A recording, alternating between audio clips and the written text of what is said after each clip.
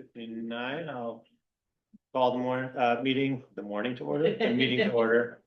Happy New Year, everyone. Welcome back.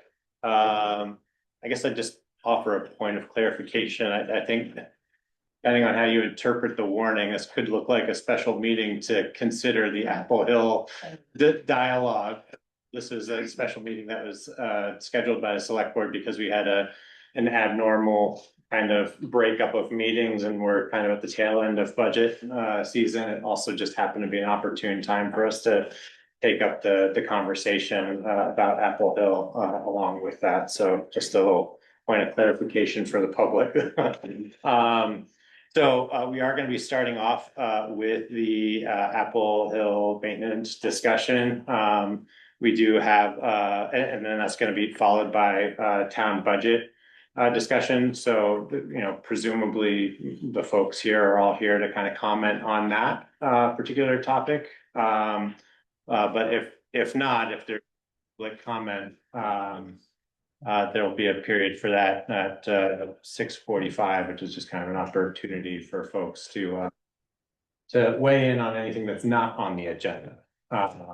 Otherwise, I'm just going to kind of run under the assumption that folks in attendance are here to talk about a particular item, but probably the first one.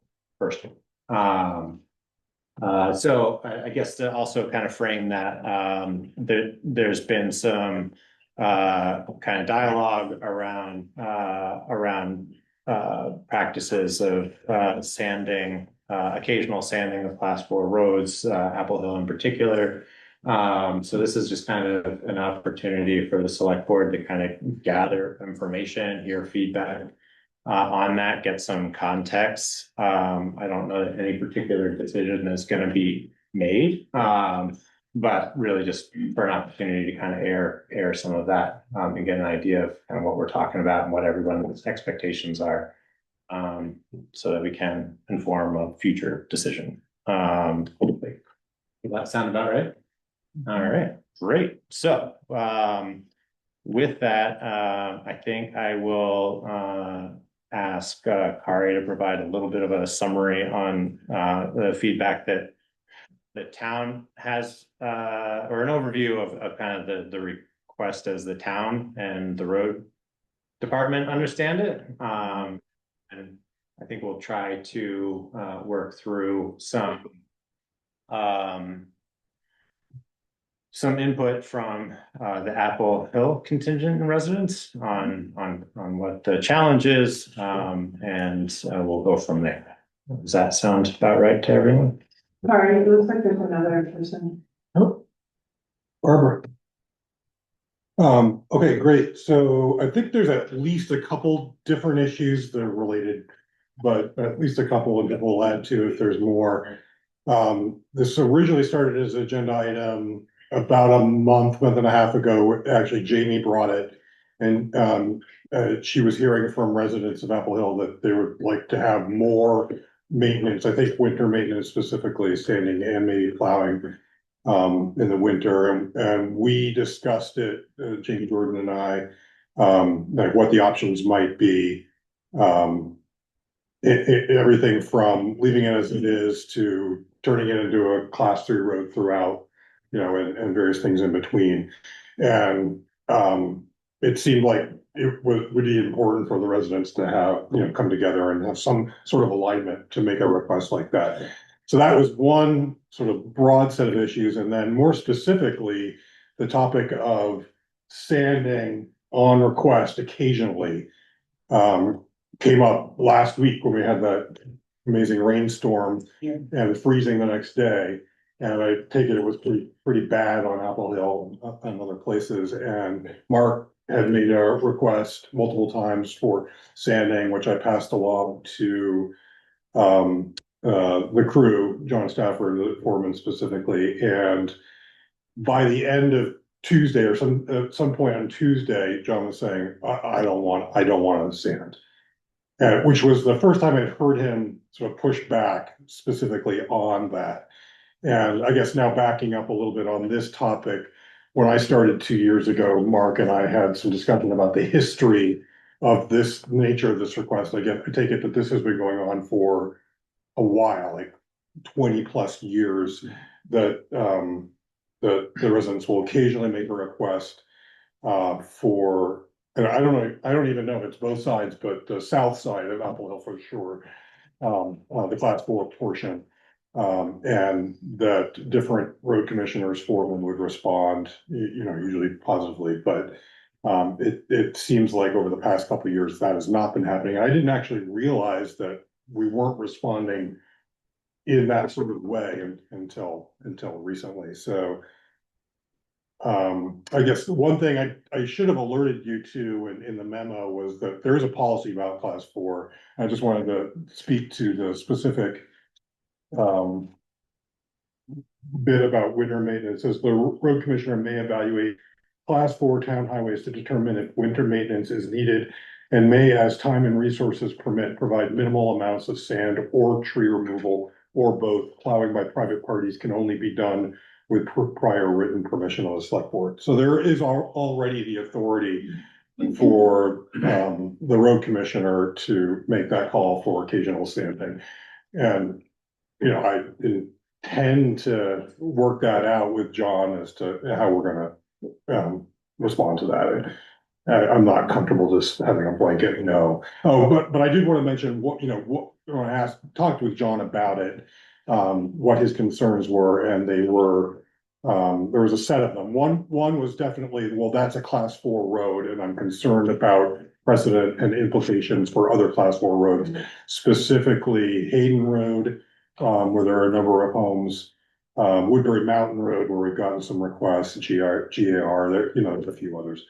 So there's that, and then there's also the specifics of the south part of class 4 Apple Hill, which is steep and doesn't apparently have a great turnaround for the trucks. So he's definitely uncomfortable with the dump trucks going up there, and some concern about the smaller truck. So trees mentioned by. And trees were Yeah. mentioned as well. It's really tight. Yeah. Maintenance of it. This was specifically about sanding, on request. The trees. Any standing. For the trucks. Yeah, that it's just, it just is a challenging environment to operate in. And bottom line, his position was, it's a class 4 road, it should be handled right, like other class 4 roads. Another person. No, yeah.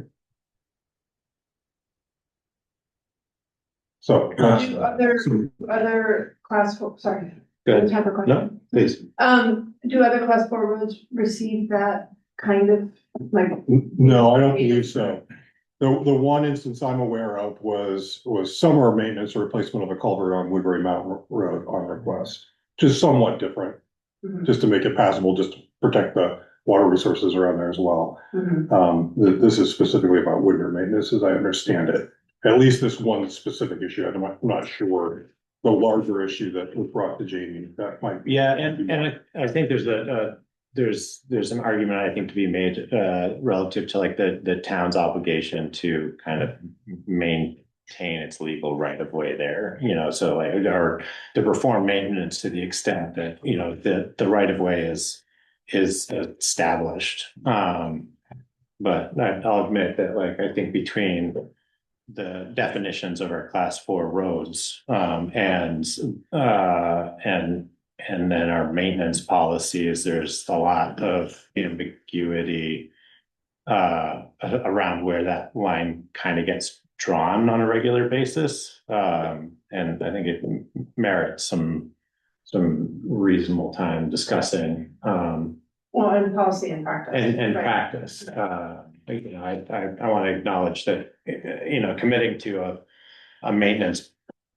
making a maintenance commitment, like occasionally sanding for the road crew, could be, problematic, in that the maintenance of each class 4 road is going to be somewhat different and disparate, and bringing town equipment that you're responsible for safely operating up those roads can be variable, relative to how they're being maintained and relative to how much traffic those roads are seeing. So, but I do think it'd be important to talk to or hear from the residents of the Apple Hill Road, community, and just kind of get some, input on what conditions are, and what they feel is reasonable or, et cetera. So I don't, what would be an equitable way to work through this? Is the left to right or or right to my left? Oldest to youngest. Yeah. We can always do that. I'll let the record reflect that Sam requested. I thought that out. Yeah.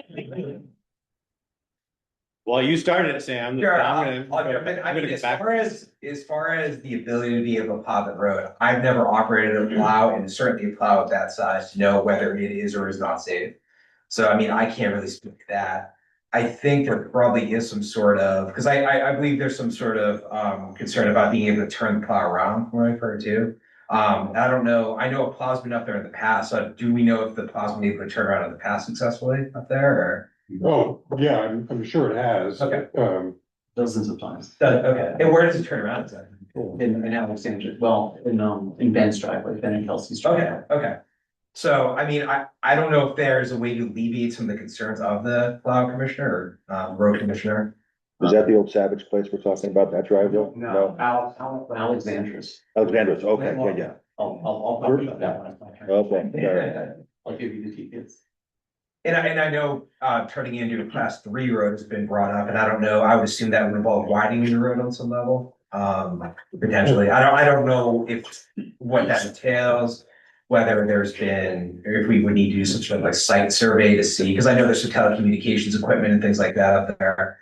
At least past our driveway, I don't know if there's more than just past our driveway, so I think it'd just be good to see if we can come to some sort of like reasonable compromise on the occasional sanding. I don't think anybody on the hill is going to, every time it snows, give a call, like, we have an inch of snow, we need sand right now. Like, I think we're all pretty hardy individuals living on the hill, so I think most of us have the type of vehicles, the type of cars be able to traverse the hill. It just, there's a few times a year where, you know, situation gets pretty bad, like you just said, the rain that we had a few days ago, pretty bad. Yeah, that's just my thoughts on it. So I'm not a resident, I'm John Rosenblum. I have lived for 24 years on Worcester Road, which I think is a class 2 road. A real highway, you know.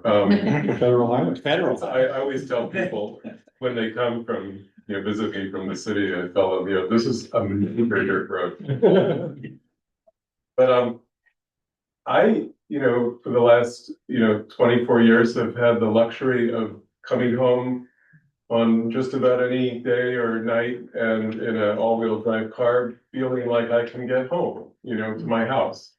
And if there's an emergency at my house, if there's a fire, or maybe I have a heart attack or something, I have the luxury of thinking that, an ambulance or a fire truck will get to my house. And I'm naive about how plowing works, but I think we're talking about 0.8 miles of dirt road.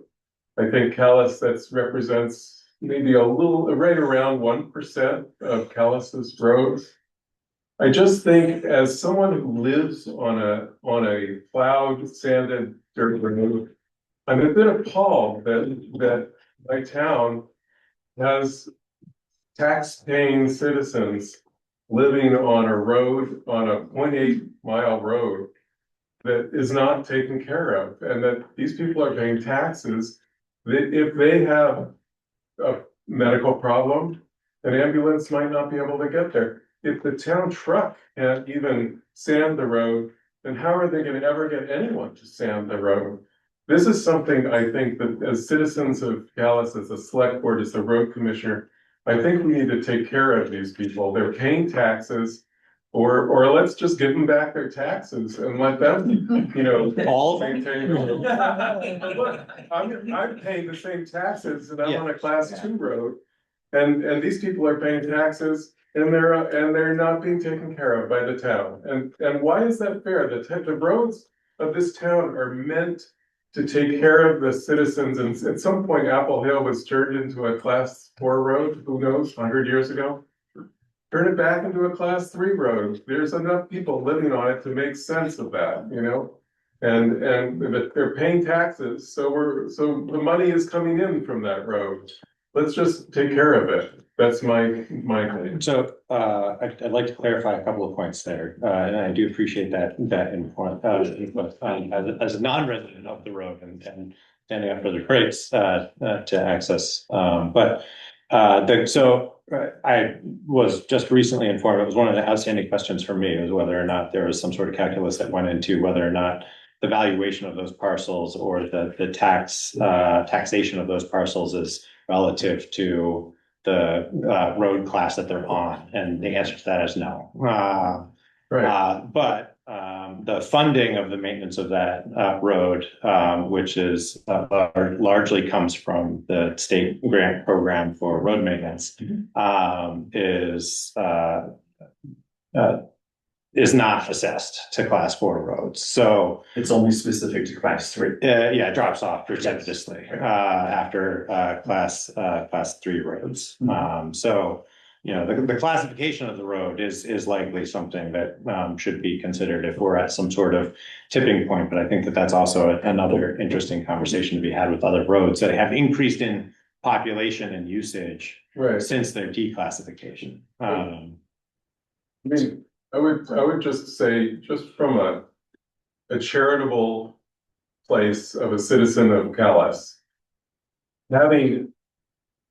thinking that we might have to maintain a road that is 1% of all of our dirt roads for a couple of years while we make it a class 3 road, that doesn't seem like it's going to come out of my tax-paying pocketbook in any noticeable way. Yeah, It's 0.8 miles. We got what, 80 miles of class 3 and 2 roads. That's, you know, it's not, this is not gonna be, it's gonna be like an adding error in the town budget. It's not gonna affect my taxes in the least, or maybe I'll pay $2 or $1. well, again, the point well taken. I don't want to get into the specifics. Sorry, And part of it's being equitable to the other class 4 roads that may want to rise that same occasion. And level of service, and making an equitable decision around how to treat those, because then those miles do add up, or just 0.8 miles. So Mark, would you like to Yeah, take I a stab have at a it? speech prepared, but I don't know if I can follow that, John. But no, okay, I guess what I was gonna say is that I just wanted to make sure everyone understood that there's a 25-year precedent here. Yeah. Of the started by Don Singleton Jr. when he was road commissioner. He realized that there were six households up there of full-time residents. Right. I'm sorry? Before Singleton, Ray Bowles used to back up the hill and saying too. I defer. Going back maybe 35 years, the town went, you know, when it was really icy, someone from the town would back a dump truck up there and sand the road. Maybe at the most 4 or 5 times a winter, and it really helps us out. We're really good at doing everything else on the road. We've got snow blowers, we've got plow trucks, and we've got chainsaws. We're very self-reliant. The one thing we can't do is we can't deal with a day like Monday when the road looked like a Coke bottle. We really needed a big truck with chains and some sand to make it so that we could get down. I had to drive Angus to his car with my tractor that day because that was the only thing that I could safely get down the hill on. When Alfie was road commissioner and when Junior was road commissioner, and even before that, it wasn't a problem. They very well understood that there were certain times that some sand would save us, and it wasn't a big deal. There's a truck that comes down and has to turn around anyways at Elmsley Road. And so on those days, that truck would just continue up the hill, turn around in Alexandra's driveway, come back down. Or just keep going. I don't know if they ever did that, but that's certainly something that they could do, is just keep going. But I'm just talking about, you know, that during the time that I've been there, this is what has been happening. until John Stafford came along. And it was, so when at first it was the smaller town trucks, because we only had single axle trucks. Right. Those were able to snake up and turn around pretty easily. When the big trucks started coming on the scene, the town road crew came, cut down some trees that were too close to the road. And Alexandra actually paid Alfie to do a bunch of, work on her driveway, including, substantially widening the entrance to her road. You can park 2 cars nose to nose and across that driveway now. It's huge. And over the years, at least, I know for a fact that 4 different drivers have driven the big double axle trucks up there, turned around and come back down sanding dozens of times. Never once did they get stuck, and never once did any harm come to the truck. And if a couple more trees need to come down to allow that to happen, I don't think any of us mind. It was also really easy for the small truck to bring some sand up to us. That happened quite a bit, recently, and especially since Ogden joined the crew, because he seems to have a knack for getting that truck out to do what it needs to do. I was told that switching from salt to sand in that truck is too cumbersome at this point. And I'd like to know what is cumbersome about that, because it always worked fine before. And in fact, that truck is used, as far as I know, to spread sand on other smaller 3rd-class dirt roads. At least it has been in the past. I'm not sure if it still is, but, so it generally spreads salt on the pavement and then comes back and gets some sand and does some sanding on some of the smaller, Yeah, I'd have to clarify that. but yeah, so I just want it to be known that for a long time, it wasn't an issue to sand the road. Thanks, Marty. I think, Hello, I'm Jeannie McLaughlin, and I live at 829 Apple Hill Road. And I've lived there for 34 years. And I'd like to talk more on a personal and safety level about the road and some of the examples of things that have happened there over the years. I'm going to be reading to you. Years ago, when the Savage family lived on the hill in the old farmhouse, there was a chimney fire. The only people at home at the time were 12-year-old Andrew and Jonathan. They called the fire department, but the truck couldn't make it. They amazingly had the wherewithal to put the fire out. Later, in an appropriate vehicle, a firefighter came up to make sure all was well.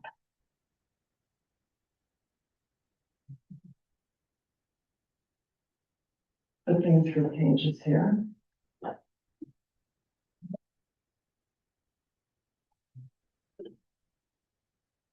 More recently, one of our neighbors had an epileptic seizure. The ambulance came, but couldn't drive up. So someone had to drive down to pick up an EMT and drive him up the hill. The EMT determined that our neighbor was stable enough to drive to the hospital in a car. Had he needed oxygen or further monitoring, it would have been a much more complicated situation.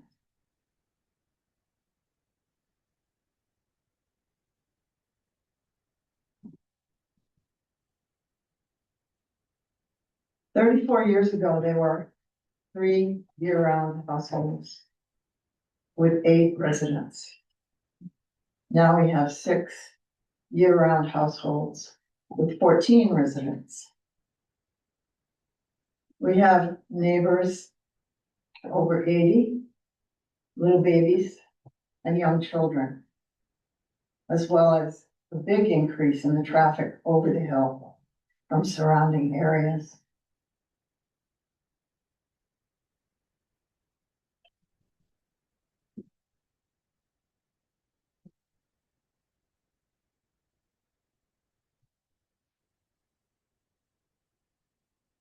My own experience. one icy morning, I had driven to the top of the first steep hill. As I tried to creep down the outside edge, that's a tactic we do up there, the edge. The car started to slide and spun around, heading down the entire length of the hill backward. I landed in the ditch at the bottom, terrified.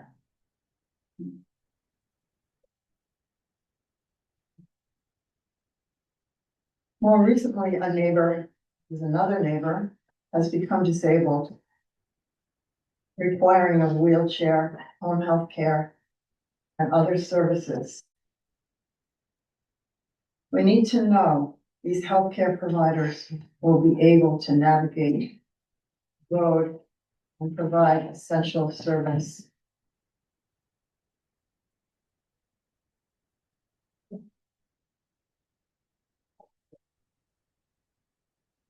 Conditions have changed, but the maintenance of Apple Hill has not. Do we need to wait until a more serious incident, accident, or injury happens? Thank you.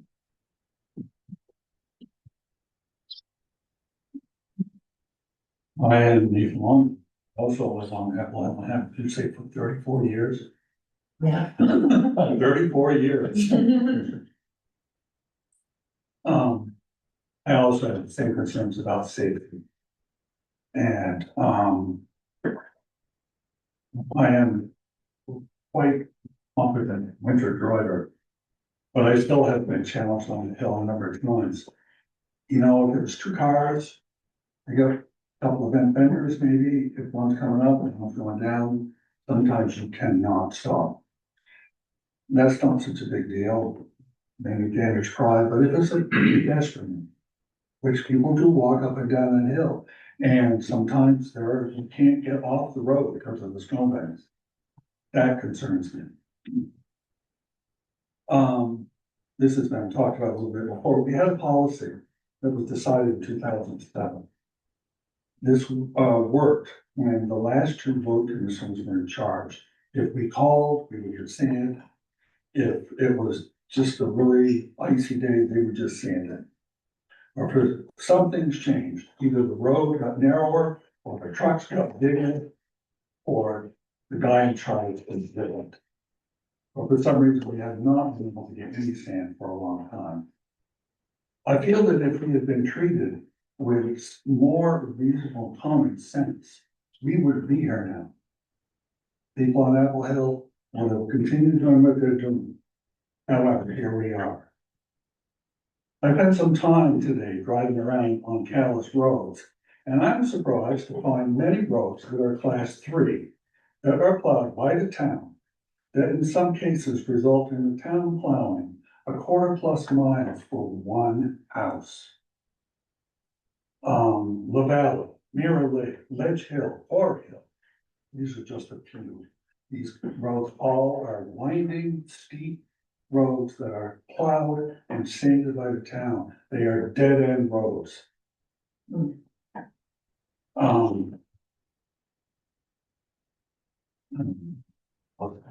the past, we were told by the select board, well, you knew what you were getting into when you moved here. And he was right then, we did. There were three houses on the hill, and I forgot how many residents. At the time, there were 3 permanent residents and no through traffic. Things have changed. There are now 6 permanent residents on 0.8 miles of class 4 section, and there was a lot of through traffic. The higher density, that numerous dead end roads that get town maintenance. I'm not sure how it is decided that a road is class 3 or class 4, but to me, it seems like this road deserves to be a class 3 road.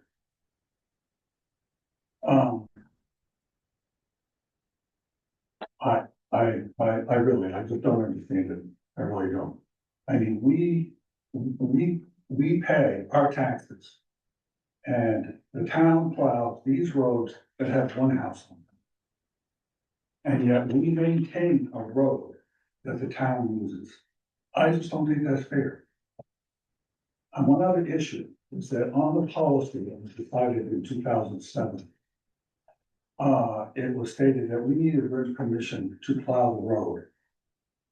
Do you have that? I think we did back in 2007. That was part of the deal. So, and it was good for I 25 years? just assumed. I don't know. So if I can just chime in, like, I hear and understand the frustration. They're certainly not in my handful of conversations that I've had with various select board members, members of the community. Have there been a strong resistance to do this? I think one of my frustrations as a, I guess, relatively new resident, but certainly very new, select board member who, has had to figure out where the skeletons lie and what secret conversations or handshake deals have been made. It's really hard to maintain continuity of these practices, even when there are policies that aren't made with enough foresight and continuity to help maintain them. And so really, this is really just an effort to hear some of this feedback, get some of that context, because some of us really don't have any of it, especially when you start to talk about multi-decade, arrangements and status quos that do evolve. I mean, trucks do get bigger and roads do get narrower and they get wider, and then people complain about them getting wider as frequently as they do about them getting narrower. And it's really hard to make a reasonable decision as somebody who has to, at the end of the day, make the decision or give the direction. So, as we continue to get this feedback, please know that nobody's trying to put anybody on the spotlight here. We're really just trying to get the context and the history to better understand the situation and the expectations of folks, so that if we are going to consider a class upgrade of the road, we do that with the input of the community members who are most impacted by that decision. So that is that. I have one small finer point, which was that I'm just curious about liability. Yeah. If we do have that sign saying that it's okay if we plow the road, are we liable? Or if we don't have it, are we liable if something happens to somebody on that road? That's a great question. And I don't have the answer to that. No. And I guess that I had a similar question on the town side. If we adopt or maintain or just maintain a decade's practice of sanding a road, at what point is the town liable for safety? And maybe it's for the safety of the residents on the road. I don't know. These are very hypothetical legal liability questions that I think it's a really important question to answer. And I think it's interesting that, there's a obligation for permission to plow or maintain a road that the town doesn't then says we don't have an obligation to maintain it. It's very confusing. Similarly, I have questions about, if we are considering some sort of regular sanding or maintenance or class upgrade, there's no way around dealing with the steepness of the road without significant, excavation and expense. So any increased effort to maintain that, more like any of our other class 3 roads, what are our obligations to make it passable for the other things that have increased, like the delivery services and the trash trucks that are also going to be attempting to go up that if it goes from a class 3 Are you talking about the south side, or are you talking about the whole road? Because the south side is no steeper than a number of the roads that I listed. It is no, there's No, also no widening. no, I'm just, even if it's not an upgrade through the entire road, you're still then opening a door for a class 3 road to be used on half of the road for UPS and Casella and those others. So, you know, they do, and they occasionally get stuck and have to be retrieved. I've seen the wrecker truck go by my house. I know it happened. Despite the warnings. So the ability to control behavior is gonna be less. It's always impossible, but it's always going to be reduced. Anyway, but I would prefer to not occupy this time with me talking. I want to hear from more residents that feel compelled to speak. Being number 5 or 6, because everybody's pretty much said what I was going to say. Okay. My reason for being here was, I was more or less curious as to why the emergency sanding had stopped, you know? I was fine with that. I mean, it used to be a pretty simple process. You could just call, they wouldn't come over immediately. But they would say, you know, the next time we come up Elmslie Road, we'll do it. Yeah. And it would get done, you know? And it would only happen, like Mark said, like 4 or 5 times a year. You know, at most. Yeah. It's only when it's icy. So. Say the icy situations have increased over that 30-year period, or I mean, for instance, last winter, it was pretty cold and dry. We didn't have any freezing rain. We didn't ask for sand all last winter because we just didn't need it. It varies a lot, but I would say at the most, it's been 5 times in a given winter. And way back when Junior was road commissioner, we didn't even have to call. If it was wicked icy out, he just came and sanded. It was amazing. Yeah, I thought we had an agreement with the town on that, because most of us had a meeting similar to this a long time ago. You know, That was the 2007. Okay, yeah. So 18 years ago. 18 years. You have to have a conversation. Maybe. You're gonna hear about all this. Well, we're on the north side. Yeah. That Yeah. no one's talked about much yet. Yeah. Okay.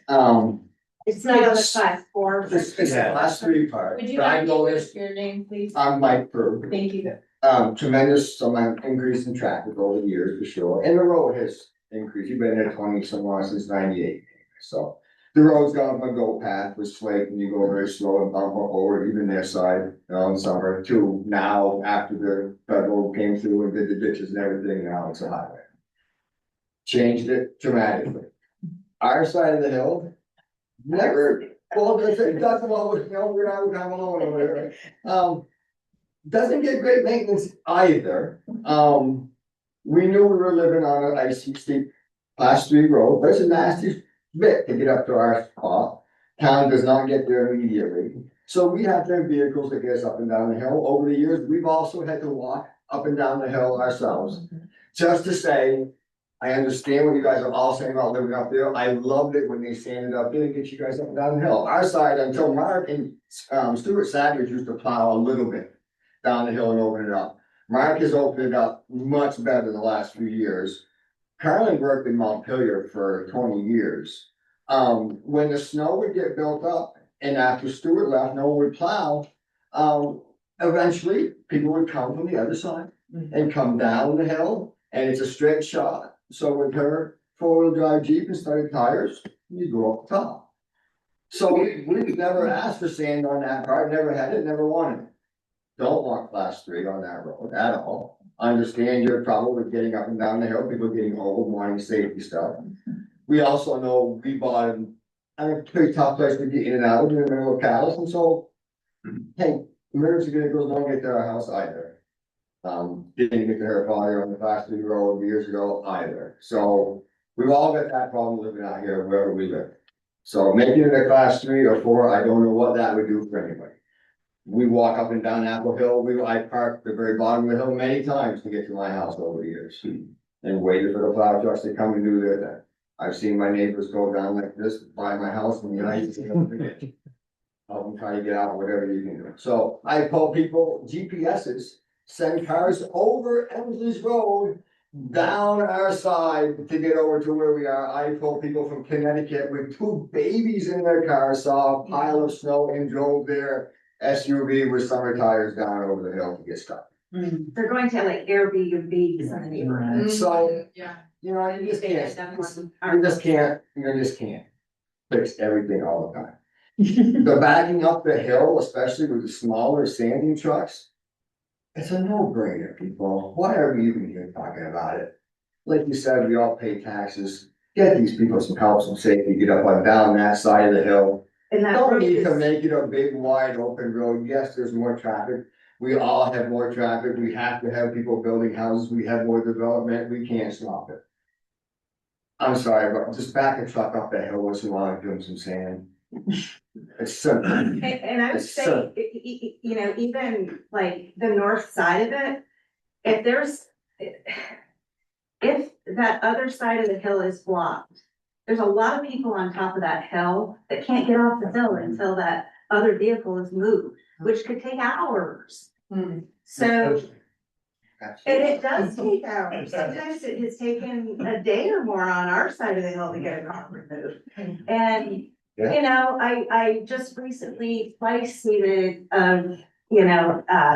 emergency vehicle heading by our house up to one of the neighbors' houses, and I go, "Shit, you know, what are they gonna do in the winter?" You know, like, I've grown up on that road. I grew up on the exact opposite end of Apple Hill, and I watched that road, what we all called the dump road when I was a kid, evolve over the years. I don't understand why Elmsley Road is a class 3 road and it's not even wide enough there's so much liability on the town there, having that a class 3 road that's one lane in quite a few areas of it. So I think it just be in the town's interest to help a lot of people on Apple Hill out and get some sand up there when it's needed. We're not asking you to do everything. I appreciate the no maintenance winter signs. It sometimes helps delivery people that are gonna get stuck, stay off the hill. Not always.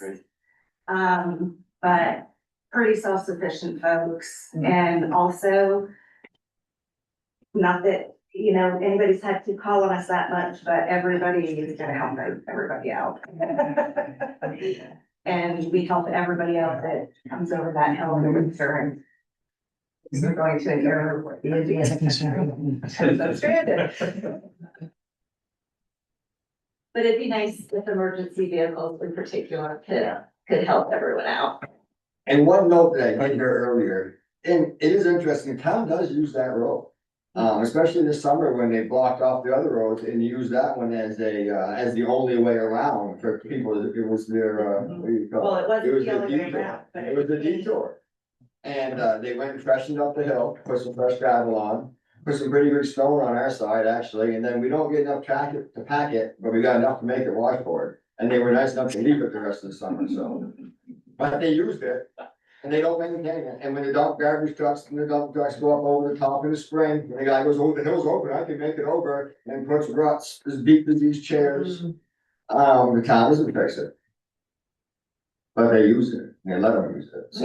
Again, I just wanna kind of temper tones, you know, it's important to hear the feedback, but I really lose patience with accusatory tones. Not many of us are involved in those decisions, so. Oh, no, I just said, it. The town uses it. I know, I hear, Okay. heard, I didn't mean to say it like. to any other members, in attendance, present, wanna just weigh in a little bit, Joe? Yes, Yeah. so my name is Joe Bailey, live on Bank Bowling Road. And my family's been around town for a long time. And I have an attachment to Apple Hill Road because that's the whole reason I'm here is Apple Hill Road. Back in the 40s, my grandfather was stationed in France in the army. And he came to visit his friend who lived in the Savage House on Apple Hill Road. So when he was visiting, he took his Willie's Jeep down the north side. And back then, the road went straight across at Newgate Brook. Newgate Brook Road wasn't there. And the road went straight across, went right to my house, and that's where I ended up, on the Bain side of the Bain Camoli Road, and that's when the road stopped. So this kind of the whole reason here is the Apple Hill Road. And I do like the way it is now. I hate to see it ever put to a 5 streets. It's gonna allow more traffic. And the road's great the way it is. I actually enjoyed it better when they didn't plow the steep end. It is a dangerous side of the hill to go down in the wintertime. I agree, they did ruin the roads when they pitched them really big. And that is the issue on your guys' side, is the road's so skinny because the ditches are so large. Yeah. Which could be remedied by filling them in a little bit to make the road a little wider. They always stayed up there was never any issue with it. I understand it's an intimidating hill up there. But so is the hill I live on, and it's a little wider, but it's not as, Apple Hill's not as steep as the one I'm on, so. I know the trucks can get there and they can turn around, so I don't see why it's a big deal, just give them a little bit of sand. Back when I was a kid, they never maintained the Elmsley Road, it was always unplowed all winter. So I don't see why that road gets full maintenance every time it snows, plowed and sanded, and these guys just can't get a little sand once in a while. Cause no one really does it along the Elmsley Road, there's that one house, and those are summer folks, I think, but I'm sure they come now more in the winter time, but it's just pretty easy to back up the hill, get a little bit of sand. Thanks, Joe.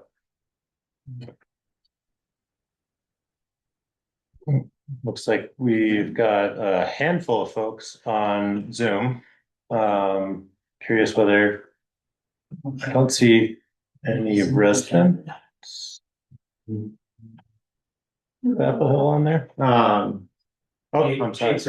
Jake is third class part. Yeah. Yo, yeah. Does anybody on Zoom who's presently muted want to register some comments? Hold on. Anybody else? We're in the bathtub over here at 1219, so just wanted to thank everybody for what you're doing, and yeah, no other comment that hasn't already been said. Okay, thank you, Jake. Further comments to folks in the audience? Oh, Nathan's looking at me.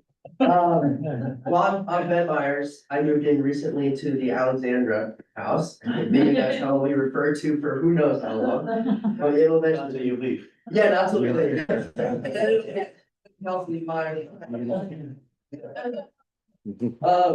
I'm a freshman coming here to a bunch of seniors.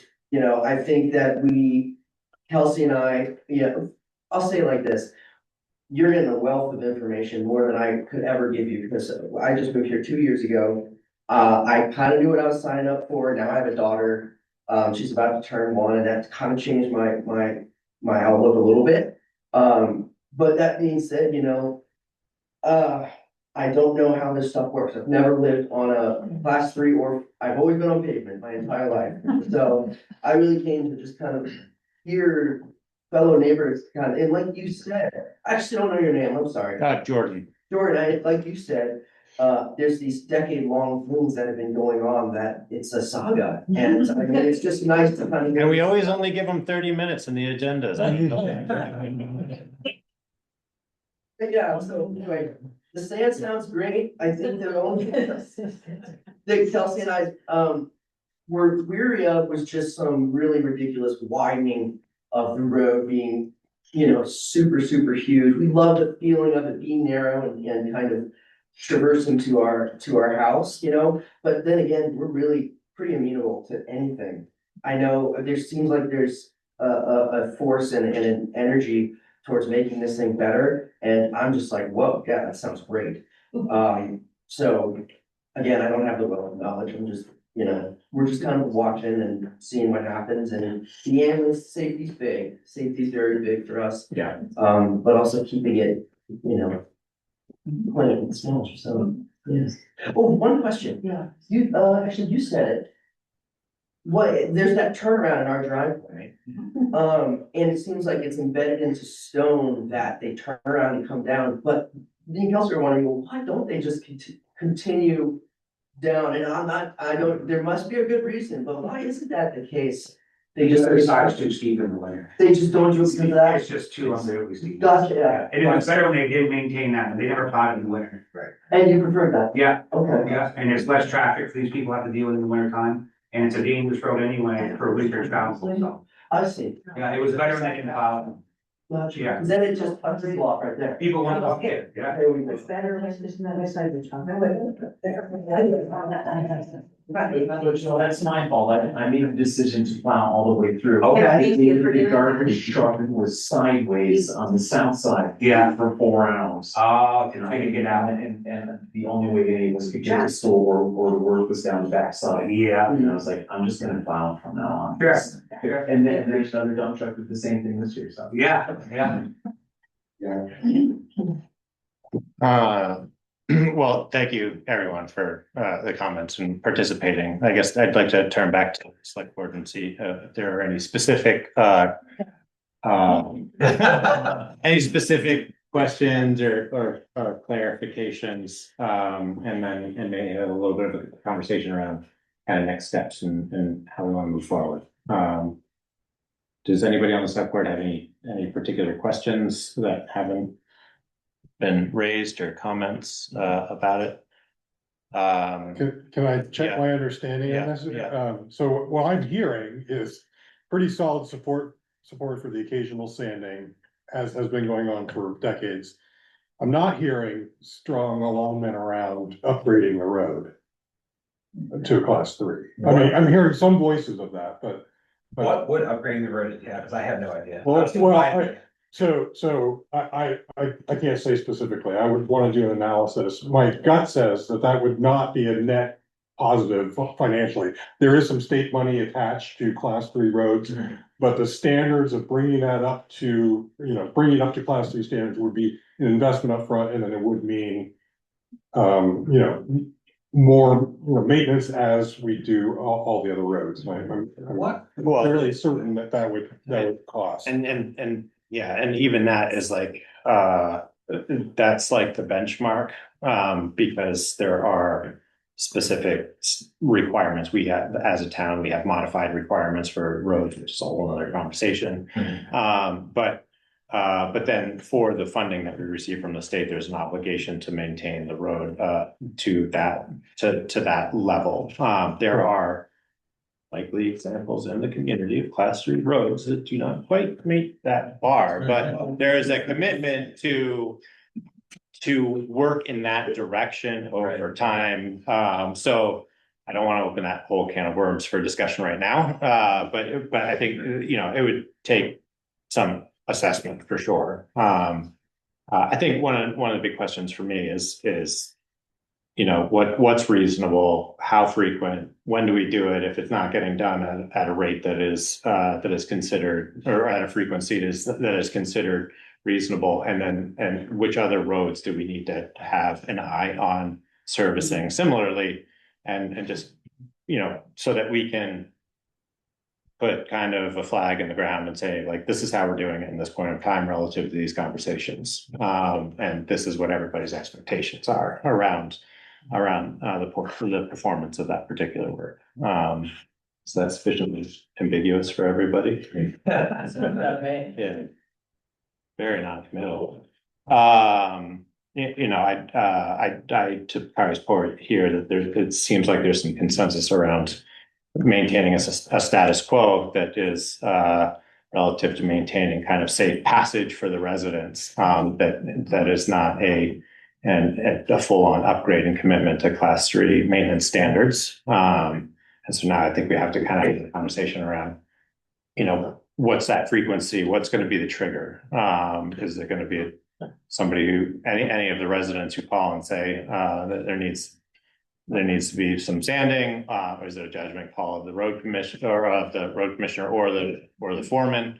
That's also new. So that's a role that hasn't existed until a couple of years ago. So and we need to set that expectation for the town staff as well. Like this is what we're committing to do it. So icy conditions, I think, is still a little like ambiguous to me, especially as we're moving towards these situations where we're talking about increased expectations on passability and an increased frequency of situations that are gonna generate icy events. Like, I don't think we're trending in a direction where the roads are gonna be less icy. They may be less snowy, but there's more likely gonna be cases of icy conditions that are treacherous, and we wanna make sure we're avoiding this. Can I just make a comment? Yeah. Well, my question is, how do you decide when to sand all the other roads? Why would you not sand Apple Hill at the same time? Apple Hill has more traffic than a lot of roads in this town that get sanded regularly. And I mean a lot more traffic. Yeah. And I do not understand why I can't get the same amount of sand that every other road gets. There was a while, 2 years ago, 3 years ago, when one of the guys in the road crew did that. He would sand the south side of the hill every time they sanded the road. Somebody heard about it and he was told to stop. That's a fair question.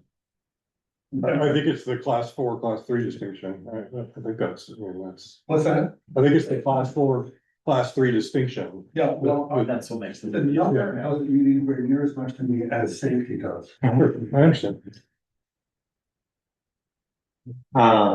Did you have conversations, Carter, with John about his concerns around which truck was going up? Like big truck versus little truck? Yeah, somewhat. And again, this is all actually news to me. I thought we were all on the same page that the occasional sanding was what we were gonna do. And so last week when I got pushback on it, it was a surprise to me. I didn't want to push too hard because it was, you know, it was a tricky period of time. I intend to follow up more, get more details. And I think another factor is, as Mark said, last year this really didn't come up much. Yeah. So it's actually. Break in experience and. So John's new, I'm new, I think, you Yep. know, and I kind of assumed that some of these requests were going directly to the garage and they were responding. And so I apologize, I've been in the dark on this, but it's on my radar now. I do want to move on, but I do think that we're in a period of time where something needs to be, some direction needs to be given in the interim before we can likely get back to meeting and having more of a conversation. Is that fair assessment to folks? Like, I think we need to have a little bit of a conversation about approving the sanding of Apple Hill, or until. It seems to me two things need to happen, or these things. One is that we perhaps go back to the norm that folks on Apple Hill were used to, with practice of sanding when sanding's needed. And also we need to look at what are the other roads that might be impacted by this, and if we have any other issues like that. And then I think the third piece is just, is that sufficient? You know, if, you know, give understanding what the road crew believes or has in mind about this. Is there a sufficient condition for that to be successful? And we let it be there and see if the community is in, you know, the residents are happy with it after however many months or weeks, months. Yeah. I'm not totally clear, Jordan, what you mean in terms of further discussion, because I think we probably do need to consider what other roads are or are not addressed in the same way, and if there's aspects that need to be considered. And I would just a friendly question about whether we should have a private citizen plowing a third-class road, if that maybe isn't. I'm sorry, if I understood correctly, you're plowing the other side that is third class. No, I'm plowing the fourth class. Fourth class, Yeah. thank you, I misunderstood, No, it's fine. yeah, Yeah. okay. So, that's not an issue then. No. Take that one right off. Enough issues. Yeah, but, that would be my thought. Was that responsive to where you were at? Yeah, I mean, it seems like there's general broad support for, at least for now, continuing the precedent of, on a really icy day, getting some sand on the steep section of the road there, whether they call or, you know, whoever's on the Elmsley route sees that it's icy. Yeah. Can we come this? Yeah, and I think that the policy allows for that. Right? It's Yeah. a case by case It basis. absolutely does. And I guess it empowers the road commissioner to make the call, which I have a better understanding now than 2 weeks ago. I guess I would say, please prompt me, because that we're not gonna be looking for that necessarily. We're not junior. In contrast, but I think if you email me, you call me, I think that's the mechanism. Perfect. And I guess I'd take that one step forward, like further. I mean, I think that the feedback needs to go to John, that like the expectation is that for the time being, that there's interest in maintaining the status quo until we can kind of better evaluate how to modify the policy in a way that better defines this. And that, important feedback from John is going to be which rig is going to be doing it and how. Do any adjustments need to be made? And then a list of the handful of other class 4 roads. I think like the northeast side of like Peck Hill has very similar residential makeup and topography and everything else. So like, let's just get a list of what those are and make sure that we're responding to residents' needs or interests and on those roads too, or at least prepared to respond to them. In the meantime, get Apple Hill to the point where we're maintaining kind of a status quo for now. A little better dialogue around what that frequency looks like. It's probably not going to be every snowstorm and plowing event, which doesn't sound like that was the expectation. But it's when asking for it, if it isn't already done during icy events. Well, that was only an hour. If I could just say two things. Yes, please. I go back to your grandfather's time, Joe. I remember him, and I remember when Apple Hill was mostly just summer. It was all summer folks, so we never plowed it, never did anything with it. But life has changed. There's a lot of people out there now, and I think we should be sanding it when it needs to be sanded. But if there's problems with tree branches damaging the vehicle, the trucks or anything, we'll have to get a tree service in to take care of it, because you certainly don't want to damage trucks for that. But I do think if it needs to get done, it needs to get done. Well, again, thank you everyone for the information, the context, the community discussion. I really appreciate it. Thanks for listening. Yeah, of course. And we're gonna move on to fiscal budget conversation.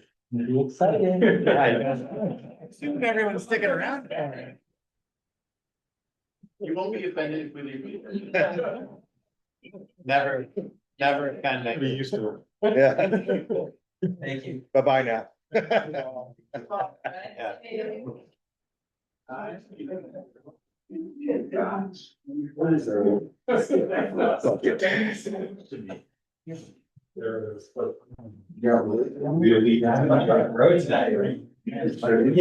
yes. Does anybody need a pause? We just want to roll into it. You just roll into it. Glad it's warm in here. Glad it's warm in here. Feel the heat on my feet coming through the floor. This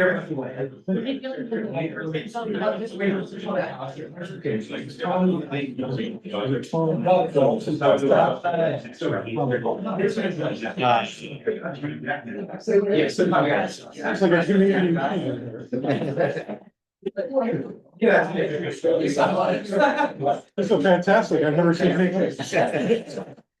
Glad we didn't have food. It's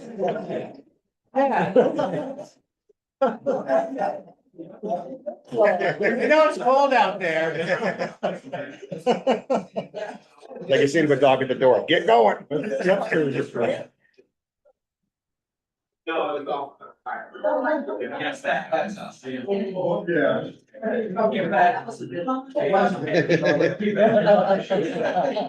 Thank you, Tegan.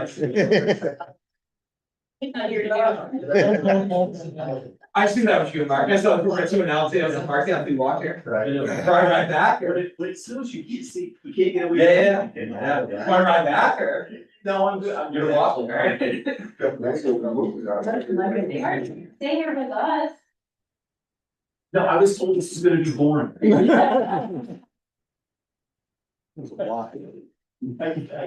Well, dude, you have to enjoy the boring. It's a very kind of Buddhist, like Zen. Some of them. Wait till it's your turn.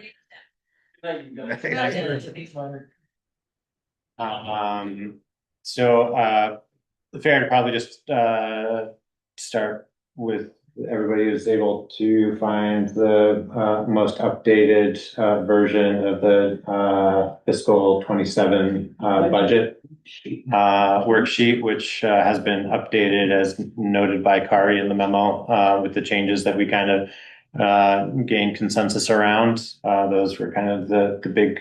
That's the one that was in the Yeah. folder. It hasn't changed 12/31. since it was put in there. Okay. No. Yeah. all right. What does the orange indicate?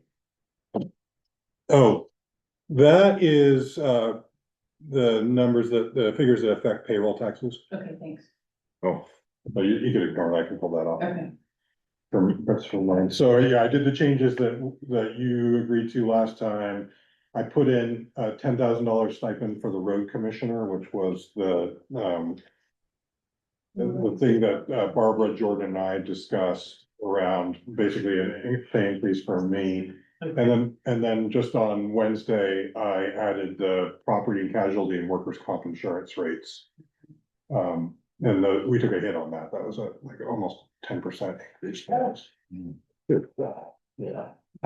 So I guess the point of clarification is, and maybe we're doing this in a little bit of the wrong order, and I don't mean to dig into this particular topic, but did you take the inputs from our conversation, about your, compensation for this fiscal year? Those are all in, Yeah. all in this? Yeah. Yeah. Great, thank you. Yeah, and so, with those changes, we're now at a general government and highway department combined 3.3% expense increase. And when you add the special warned articles, it's 4.1% all in. Then the one item that's outstanding is the ambulance budget, which would be on the warrant articles side. If we are able to reduce that by 10,000, then we would have a combined 3.6% budget. okay. And we'll meet on Wednesday Hmm. with the fire department. Hopefully finalize that. Right. One thing I just want to highlight is that one of the reasons it's as low as it is we pulled the truck payment out first year, saying we're gonna pay for that out of reserve.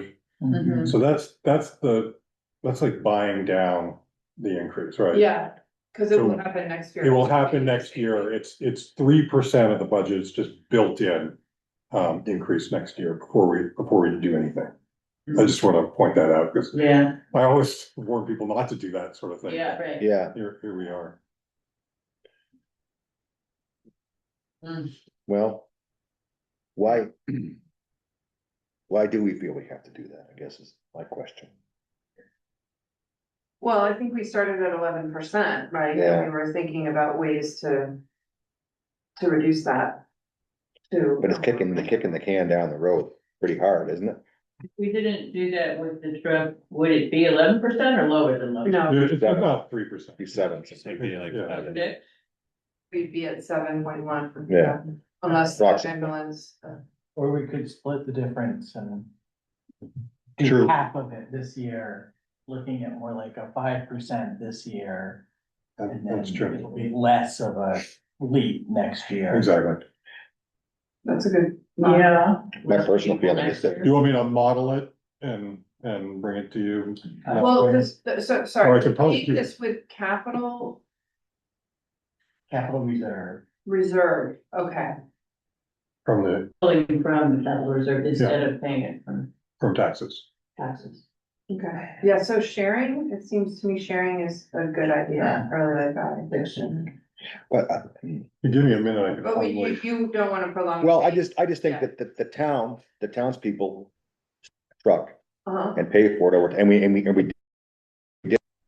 Pull it out of reserve means we're taking it out of something else versus using the reserves for something that really requires a reserve. Something happens, we need to buy a truck right away. That's my feeling about that. The town has spoken. I guess my counter to that would be whether or not, or maybe this is another area of clarification, is whether or not there's an advantage to like buying down principal, for instance, because we're not towards a loan, an outstanding. We're paying the same amount either way, it's just whether it's out of capital or out of tax revenue. We're not paying extra on the truck, But are we using the decision to? Yeah. Like we make the same loan payment. Right, but you're taking the money out of a reserve, which wasn't designated for that. That's my only feeling about it. Yeah. I don't want my taxes to go up either, but it's just that it just seems like you have to stop somewhere and say, you know, we have to pay our obligations out of current funds. Just in One- fact, you lost your. oh. What was the increase last year? Overall percentage increase? I think it was around 7. 7. We haven't had it in So.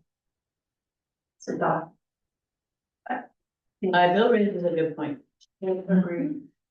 What is the capital reserve funds? It is, it's in the notes. I just didn't.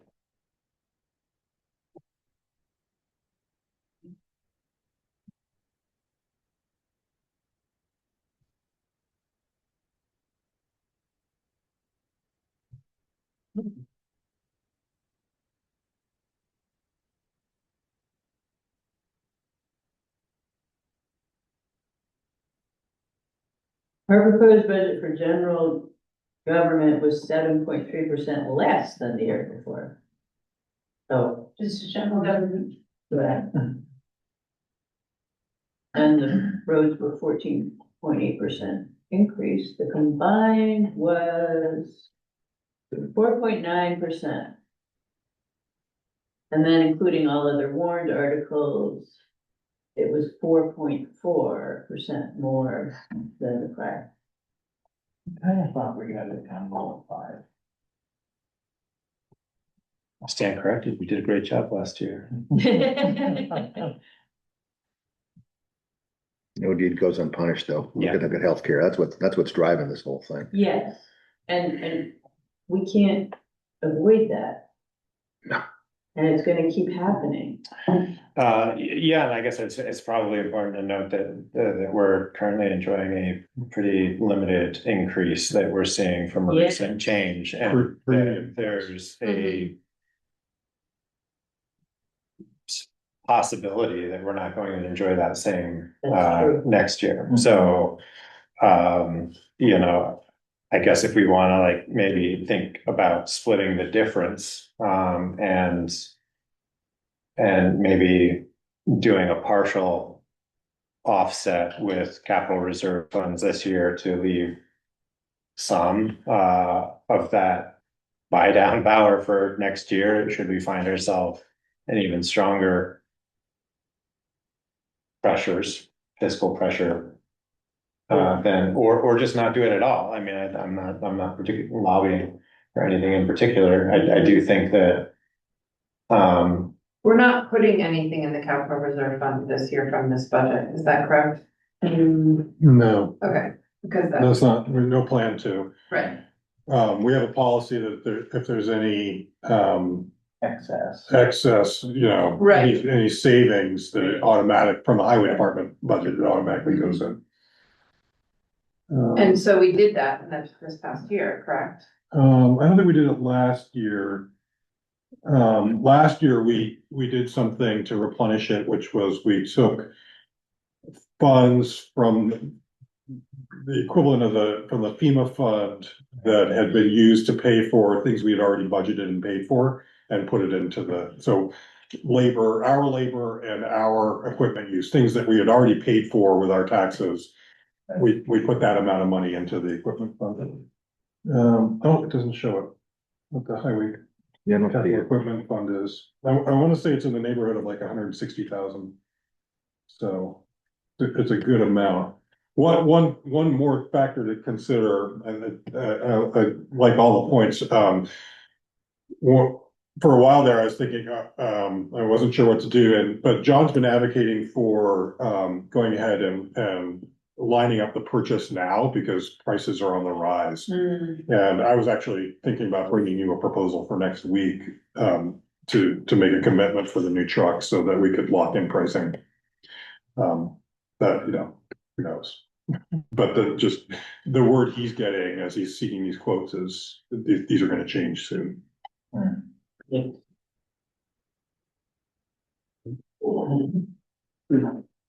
last question, I guess I have about it is like, I guess what is the capital reserve fund for the highway department used for, if not to pay for these types of things? I mean, I hear Bill's point for unexpected things, and the voters have approved for the bonding and financing of the new truck, or at least we did. We didn't bond for the truck payments, but we used it to pay off the mower in my time. We had leased that and decided to just eliminate that from the budget by using the reserve fund. And then we also used it to purchase the new truck, and then we replenished it with that FEMA money. Yeah. And my first year, there was a savings on the highway department budget that we put in. So. But it's highway capital equipment. There's only so many things that we would spend it on. Oh, the generator was another thing we decided.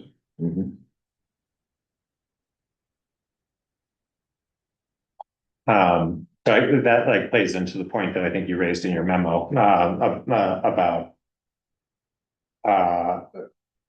servicing our debt burden, particularly with the bonds, and even those are, I think at some point we're gonna have to look at these reserve funds and be a little strategic about how we may want to choose to pay down principal on these loans sooner, to either open up the capacity to leverage for a new truck purchase instead of using capital. I mean, I think the worst position that we can be in would be to be chiseling away at that capital reserve fund or expending it on a truck purchase or partial truck purchase, and then at some point not replenishing it fast enough, and all we're doing is carrying debt, and then we don't have any options. So what do we want the decision? I'm not hearing, I guess, a firm consensus around what we do about buying down those payments. Sounds like there is an appetite for absorbing some increase in the percent increase in our budget to reduce the amount that we're using. What's the total amount? Capital. Total number. What's the total amount of that payment for next year? Oh, I don't know the interest rate. I haven't done the financing, but somewhere in the high 50,000 per year for 5 years. Principal and interest. So if we. And the current budget has zero. Right. If we split the budget, it would be. 1.5%. 1.5%, 2%, somewhere in there. And I can certainly get more clear on that, and you could consider it a week from now. We probably, when you have to make a decision, we'd have to have the warning reflect that. Yeah. Because that all has to be finalized next Monday. Yeah. Yeah, I don't know. I would almost lean that way. I've been thinking about future years budgets and all the unknown with the school, but if if that moves forward, then we could have big decisions to make in the next year about the school building, which is gonna be very expensive. Potentially, So don't wipe out our reserve. right, it just feels like if we have the flexibility and we feel comfortable to do not all of it from the reserve, we might be glad to stay there. Bill, would you be good with that? I'm sort of in that space of the sharing, not going home all the way in, but not eliminating the line item from the budget entirely, I think is prudent, given where we've gotten to with the other, The other ones. the other reductions that have been made. Yeah. And I guess I don't necessarily like it, but I'll agree to it. But next year, when I want to see, what are we putting back in the reserve fund? Is there anything? We don't want to do it again, Yeah. Right, so in next year, we'd end up with another 50 Right. plus payment, correct? That would be Yeah. a line item. But at least half of it would have been covered in this budget, so you don't, feel the difference in the same way. Right. Right, and I would just suggest that we're making that a note Yeah. to the community so folks can see that that's what we've done. Yeah. And the point about somehow a marker to our, a reminder to ourselves that if there are other ways, like, the way you used the FEMA money before, or there's an excess this coming year somehow, that we do that we Yeah. continue to try to work through pushing more funds into the capital reserve. I listened to the governor over the weekend. I had an interview with him, and it's just, they're going to try to buy the budget down again in the state, but then eventually we're going to have no more money left in the general fund to do any of that stuff. It's a slippery slope. Yeah. Yeah. Yeah, Tegan. Anecdotally, I do hear about towns that are maybe really working their reserve funds to the point where they can buy trucks instead of doing bonds and doing all the interest payments. Yeah. And they say, yeah, it sucks. Sucks for the first number of years you're doing this. It's a lot of money and you feel like it's, it takes a lot of convincing of the people, but they're so happy that they did it. They're so happy to be able to not worry about interest and not worry about things down the line. But there are towns that have done it and might have words of wisdom and wanted to move in that direction. Yeah, well, so an example of that would be, remember we talked about having 3 dump truck payments at certain times? So when we go back to 2, let's just keep the third one in there and put it into the reserve fund. Yeah, it's gonna be very hard to add anything extra in the coming years. I think it's gonna be. Holding on to it. I love that. Yeah, I like that love idea that. too. Yeah, because eventually we wanna get to the point where the capital is just a steady state, more or less. Yeah. And the taxpayers don't notice from year to year. That's right. Right. Good. I like that. All right. All right, so we'll then entertain a number that is gonna look like somewhat of a splitting of the difference. So half. For next time. Were there any other line items that we need to have some significant discussion around? I think the only other one is gonna be the East Montpelier Fire Department, how that shakes out through the next round of meeting with them, but Yeah. it sounded like there's at least alignment around that proposal with the East Montpelier Select Board and I thought it worked pretty well, but Bill and I are basically saying this is what Alice wants. Yeah. And we didn't actually need other voices.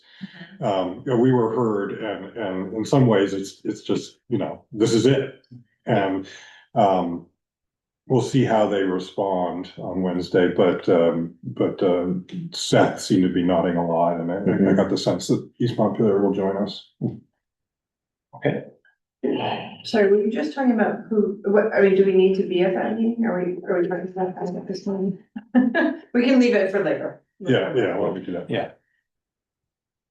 No, I was just asking if there are any other line items. I think at this point, we're pretty well refined with the budget, and so by the next meeting, we'll be having a decision to approve it as On the is. 12th, yeah. Yep, right.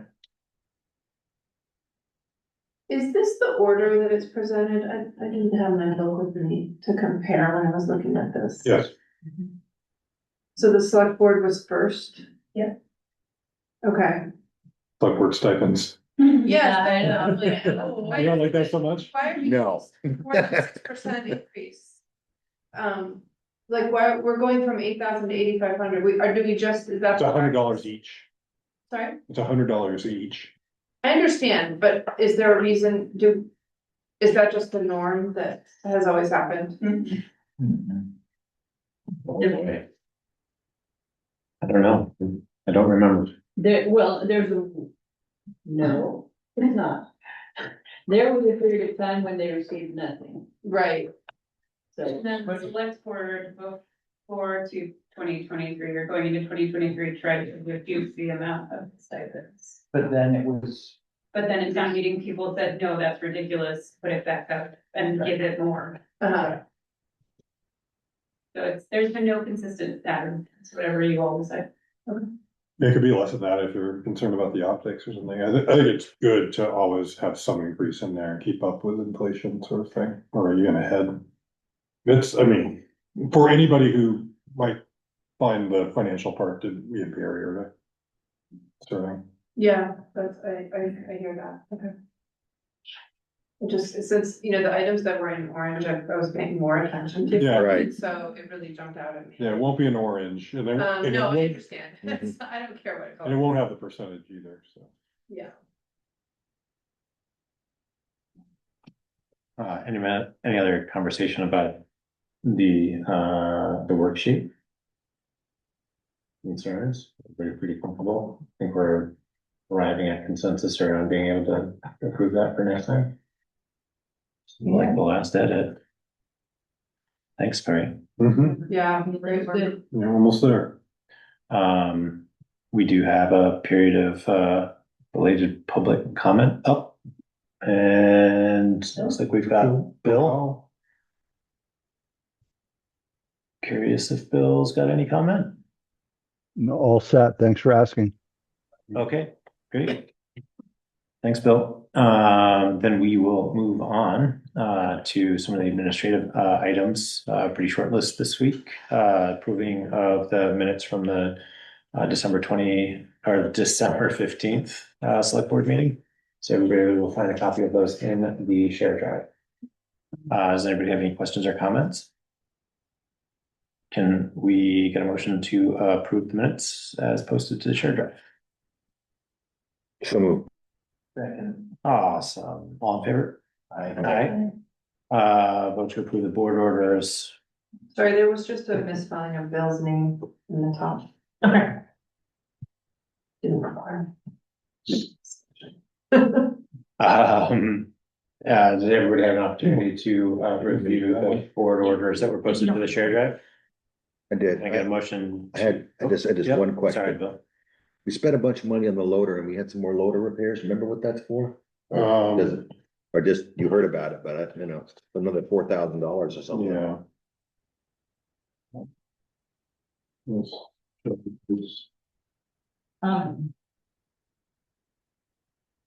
But I can look at this. It's more of a curiosity. I'm not gonna vote no against it, but It is very expensive and it's also very old. so am I. Here. And you're getting. I think it Trying had to get more I expensive think too, Bill. part of it was a service visit. Okay. The mechanic had to come down. There was quite a description there. I believe that's the one. Okay. Oh, no. I'll find it. It's actually service provider. Here it is. This is one. I think it's still. The Apple Hill folks are still. Yeah, they're still got it out there. Thank you. Oh, they're large four-wheel You drives. have a hot lot, clearly. Okay.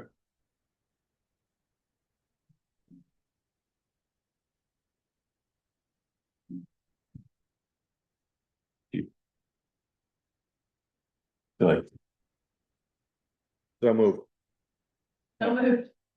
Just for clarification, this whole list of social services, that's what was voted on in Yes. our last year. I didn't realize we waited until December. Yeah, so we've collected all the taxes, Yeah. so there's no cash, Great. challenges. You actually have to submit your request for the next. check. Before you get to paying it. We did write one check to window dressers because they requested it early.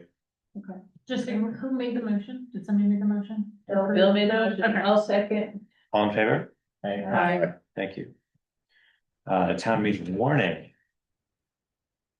Which was also posted to the shared drive, in draft form. Did everybody have an opportunity to review that? It's like, It's very similar to last time, but the attorney has now reviewed it. And we're still waiting on the Zoom link, the ambulance budget. Ambulance impact, and Barbara alerted you that there may be a petition for an article, and we learned today that the is it Berry? The Bear, it's under Bear, but it's the Adamant Music School.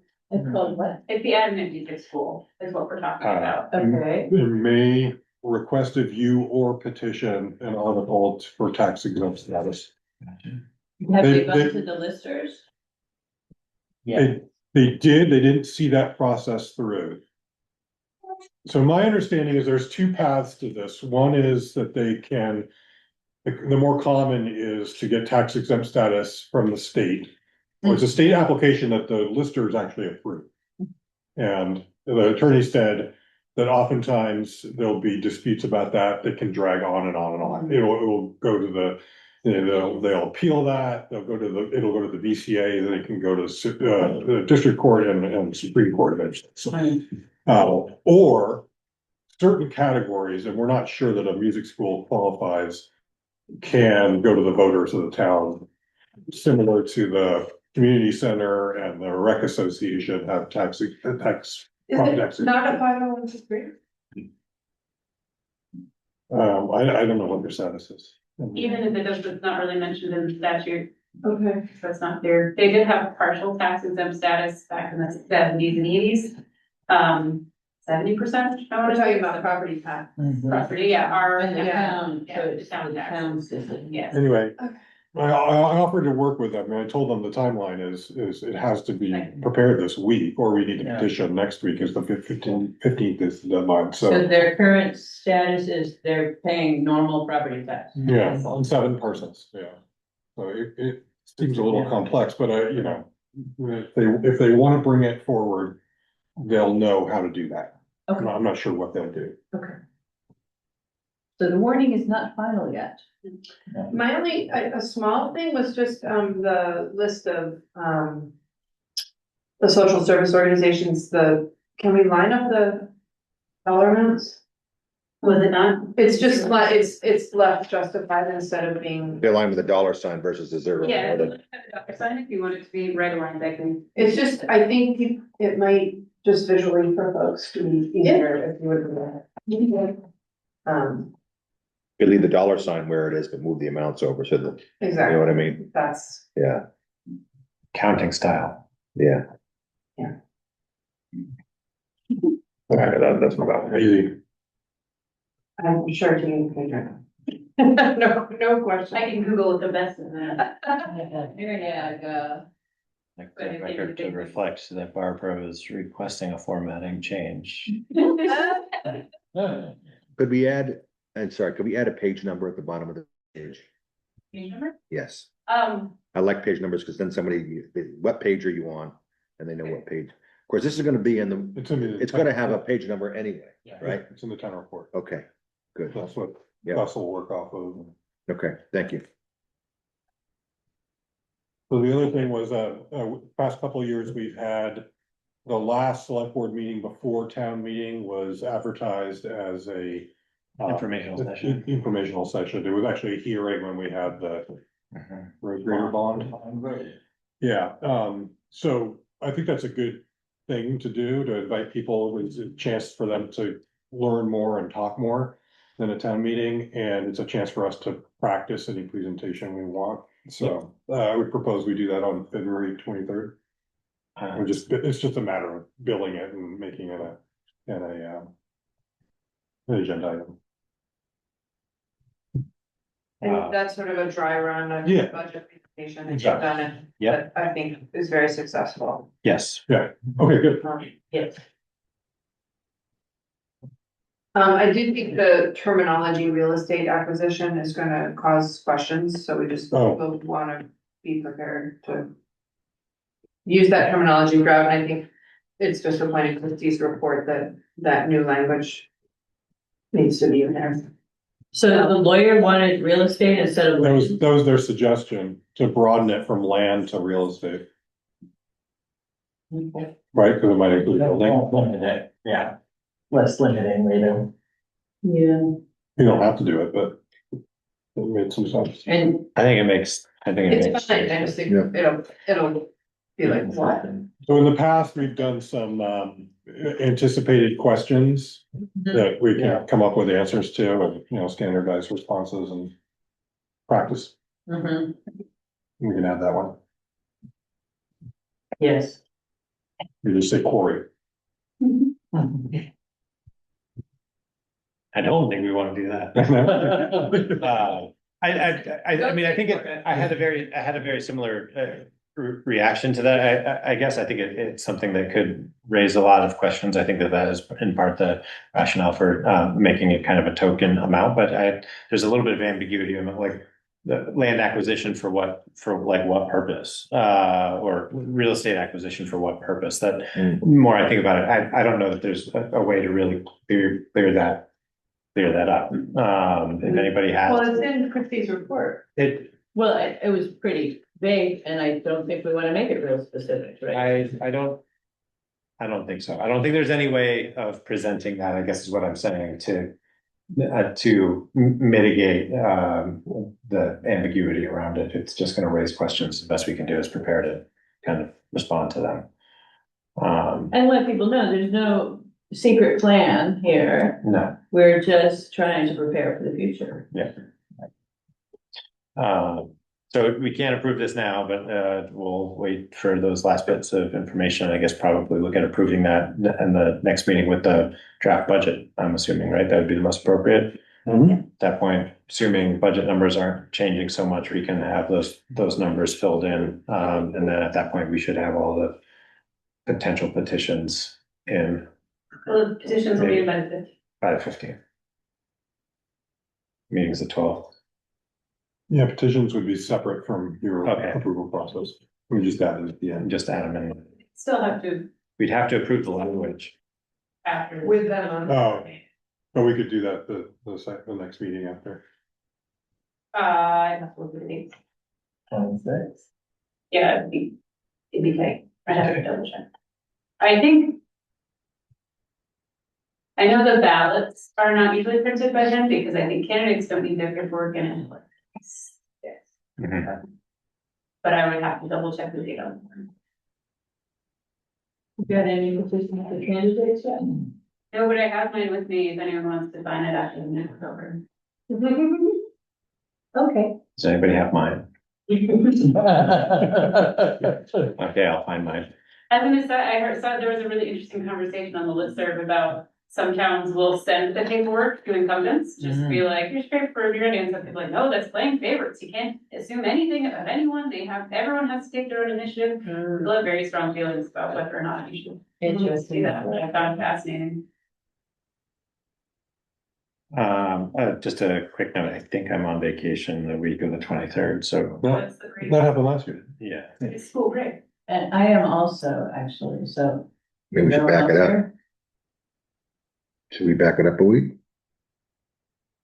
The 23rd is a what day? So Monday? Monday. Yeah, after that, the president's. 16th is President's Day, so 18. It is President's Day. Is it President's Day? the 16th Mhm, is. the 16th. Oh, 16th, the previous. Our next meeting's the 9th and the 23rd. You have the 9th and the 20th. Yeah, that's what I'm saying, that it sounds like there's gonna be 2 absences. So that's the week prior to town meeting essentially, yeah. Oh, cause that's the normal time. Yeah. Do you Well, wanna I can consider go. it present? Claire. Do you need a quorum just to tell people stuff? If you're not I trying to mean, complete any business?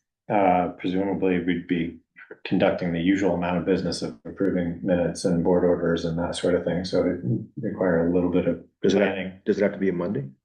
Well, that whole week, I mean, assuming that No, could you nothing back in it the up? Caribbean continues to be weird, and I make it and or make it back, I'm gonna be coming in like the day or two before town meeting, so it would, for me, I guess it would have to move to the week before. I don't have a strong preference on the day if we're gonna be warning it. It seems a little odd to be doing it on President's Day. But we could do it on like the Tuesday if we're comfortable at adding a special meeting that Tuesday. I'll also be gone then. I'll be gone for 2 weeks, sorry. Or if the three remaining folks are comfortable doing it on that Monday, I'm okay with that. But Did you get anyone here the last one? Last time we did this? Do you recall? Yeah, because there was Oh. also a candidates thing, right? Right, we did candidates, yeah. Candidates. yeah. That was all around pretty unique. Planning is meeting here on the 17th at 7. I have another meeting on the 17th. Is it? Would it be bad to meet on the 16th on President's Day? The ordinance meeting. I'm fine with leaving it on the 20. Oh, no, okay. I'm fine with leaving it on the 23rd, I guess, if I could have like, maybe I'll allocate some more robust time for the agenda planning, because it would be a good opportunity to like run through the presentation. I'll just plan on a little bit longer agenda planning, and if I'm participating in that meeting, that kind of makes me feel like I've covered my bases there a little bit. Or departing and then returning for for town meeting. Is everybody else fine with that plan? Yeah, sounds okay. Okay, Please say it one more time. What date? keeping the 23rd date. Okay. It's just gonna be likely you, Jamie and Barbara. Yeah. There's a agenda planning meeting scheduled for the Tuesday before, which is our usual agenda planning meeting, but I'll selfishly use that as an opportunity to do a little bit deeper dive into the contents of that meeting, like the separate, I'm not pressing that. Okay. As opposed to making folks show up on President's Day. All right, next agenda item would be the assistant town clerk hiring.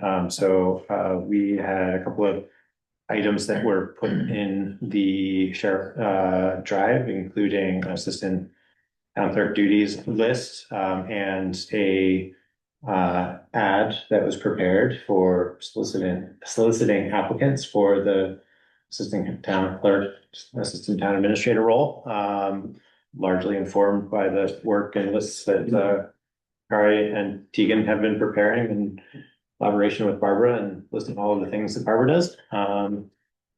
So we didn't finalize a job description, but we can easily turn that task list into one. And, but we have the ad, we kind of know at this point, we haven't talked about it enough, what we think we need, and we'd like to go ahead and start advertising like tomorrow. So that we can, begin, interviews in a couple of weeks. Yeah. Or 2 to 3 weeks and hire with a good amount of overlap and get the person on board for, Before town meeting. Yeah. And then the two things also pushing are, number one, if they could be on board by the February 10th election, that would be nice if they would get two with Barbara. Oh, yeah. Before leaving. The other thing is Barbara's got a case of senioritis and she is ready to be done. I never thought I'd see the day. She's excited about next steps and she's feeling like she's not doing her job as well as she has been, and so. Wow, all right. Yeah. I just had a couple of things on the ad. So it says hiring town clerk, assistant town clerk and select board administrator. It sounded like two people. Could we just make it a clear that it's a single title, assistant town clerk / select board administrator. And I guess we need to clarify that this person is gonna report to two people, right? I mean, it's a little, Yeah, it is, and that's just the nature of it, that's how it has been, yeah, it's a little odd. it is, What's the supervisory, like, do you share the supervisory? Sorry if I can just. no, I mean, as far as the select, Yeah. I would say so, but it's fairly, I don't know, undefined, I guess. Yeah. There are different tasks. There are tasks the person will do under my jurisdiction, there are tasks the person does under Kari's, and usually we keep it fairly separate. And then when there are things that affect all three of us, we just talk all three of us. yeah, When she was there every week, or not every week, we would just chat on Wednesday mornings. We would sort of check in for scheduling and for tasks and for projects, and that was kind of how. It's worked out. Maybe you should just say Calais Town Office Assistant, and then it doesn't have. We get so the thing is, the assistant clerk is a statutory sort of, not really a statute, it's a borderline statutory title. You have the privilege to appoint an assistant town clerk, and we have an obligation to approve, I guess, the compensation for that. So I mean, But the select board administrator is not mine. yeah, right, that's right. I think for the announcement, this is sufficient, but I think for the job description, the supervisory clear. relationship should get articulated. Yeah. Yeah. Reporting structure should be articulated.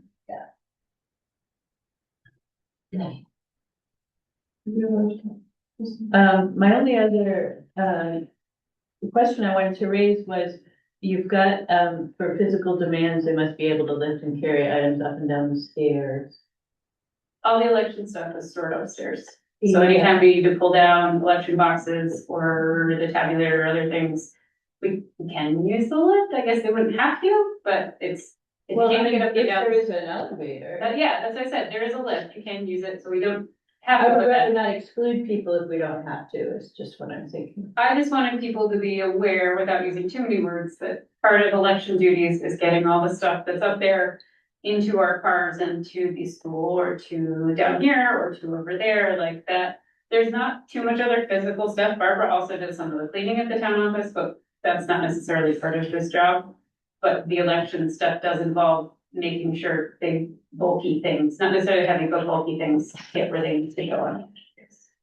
And if you have wording that you prefer there, we're definitely. Well, I don't know what the job pool, the applicant pool is, or, Yeah. how many people in wheelchairs we're excluding, but I feel like we don't want to exclude people if we don't need to, and if we move the elections materials, or, I mean, if there were accommodations, it wouldn't be that hard to make. I wouldn't want to exclude a qualified candidate because of where we store the election materials.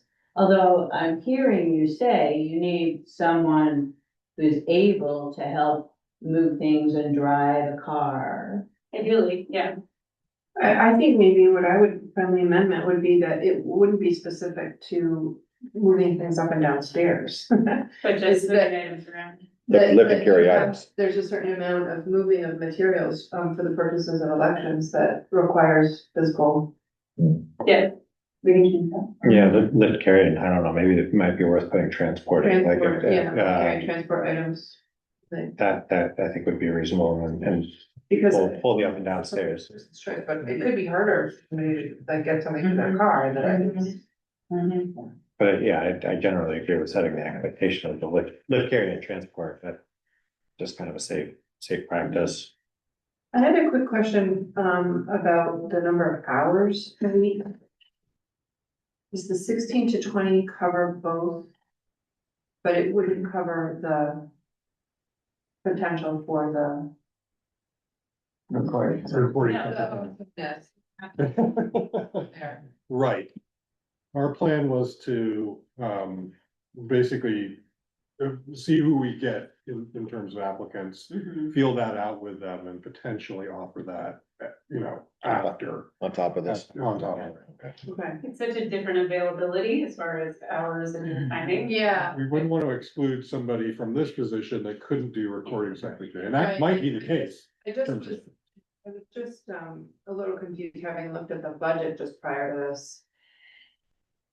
It seemed like we were not adding enough, hours together to make it 16 to 20, but I'm sure you all have looked at that.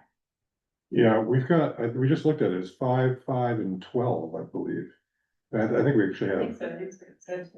Okay, I think we have a couple of extra hours in there, I Awesome. think we're good. okay, thank you. So with the modest adjustments there, are we comfortable approving the posting of this job? Yeah, great, and do you want Tegan and I to lead the effort and Yes, please. bring recommendation? Okay. Do we need to form that as a action? Probably, it would be most appropriate. Delegation of our authority. So can I get a motion to approve the job posting as prepared by Barry and Tegan and reviewed? And authorizing Barry and Tegan to advertise for the job and interview candidates. Yeah.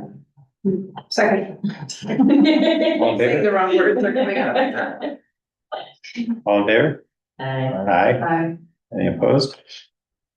Thank you. Yeah, thanks, guys. Good luck. Yeah. Um, Good candidates for you out there. Town website is am I right? Yes, town website, discuss the desired improvements and assigning of a working group. Tegan, do you wanna? Anybody want to? I can say this came up in, well, Jamie, you want to lead it? Jamie? This has come up a few times over the years. Not be surprised. Most recently. But the town website is not it's got a lot of information on it. Mm-hmm. And it is not always easy to find the information you're looking for, Amen, sister. which partly, I think there's a couple of causes. I think one is it's just a lot of information and there's not a really obvious way to organize it all that would be logical to everyone who's looking. But I think the limitation is that it's been ad hoc done by Tegan and myself and Sarah and Cliff and many other people over the last 10 years or however long we've had this website. And so For there which we are is, very grateful. yes, but there is a lot of, you've cleaned a lot up, but there's a lot of duplicate stuff. There's a lot of old stuff. There's a lot of stuff if you search that comes up that doesn't actually have buttons or links anywhere else. Because those pages are no longer visible, and I hesitated to take off too much because it's your website, it's according to our policy, it's the select board's website, not the town clerk's website, so I like, there are lots of times where I'm like, well, I'll keep back 10 years and I won't leave on the thing from 2008, and you know, but I am happy to. And there's other times when we've been grateful that there's stuff from 2008 to, you know, find some context of how Like this who policy. stands the apple hill? Right. When? So it. Well, and the opposite, or related to that you raised, Jamie, was why aren't we making, the documents that we're referring to in select board meetings more accessible to the people who are, like, we're all looking at all these documents and they're mysterious to anyone sitting. I've long thought that the majority of the documents that we're referring to throughout the course of a meeting should be available publicly and. Yeah, well, they are public. Right, there was a period when I was primary webmaster, when I was making an attempt to put agenda and like the two or three Materials. most important documents on the calendar. And I think you or whoever's doing it now is still putting the agenda. Yeah, the agenda's going on. I've On never the seen calendar. anything except the agenda unless someone very much Oh. specifies, like, please put this stuff, but that part. Right. happens. But I was proposing that part of the conversation of making the website more user friendly would be discussion of how we can make our documents more accessible to people attending the meeting. I would add, especially because the school board, people have been attending so many school board meetings on Zoom and they People have. see.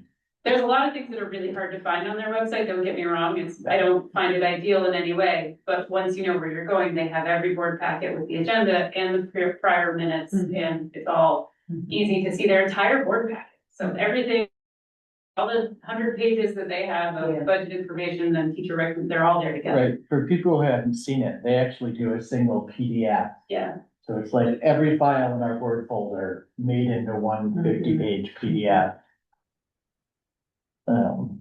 Which. And how often do they meet? I mean, lately, often. A lot.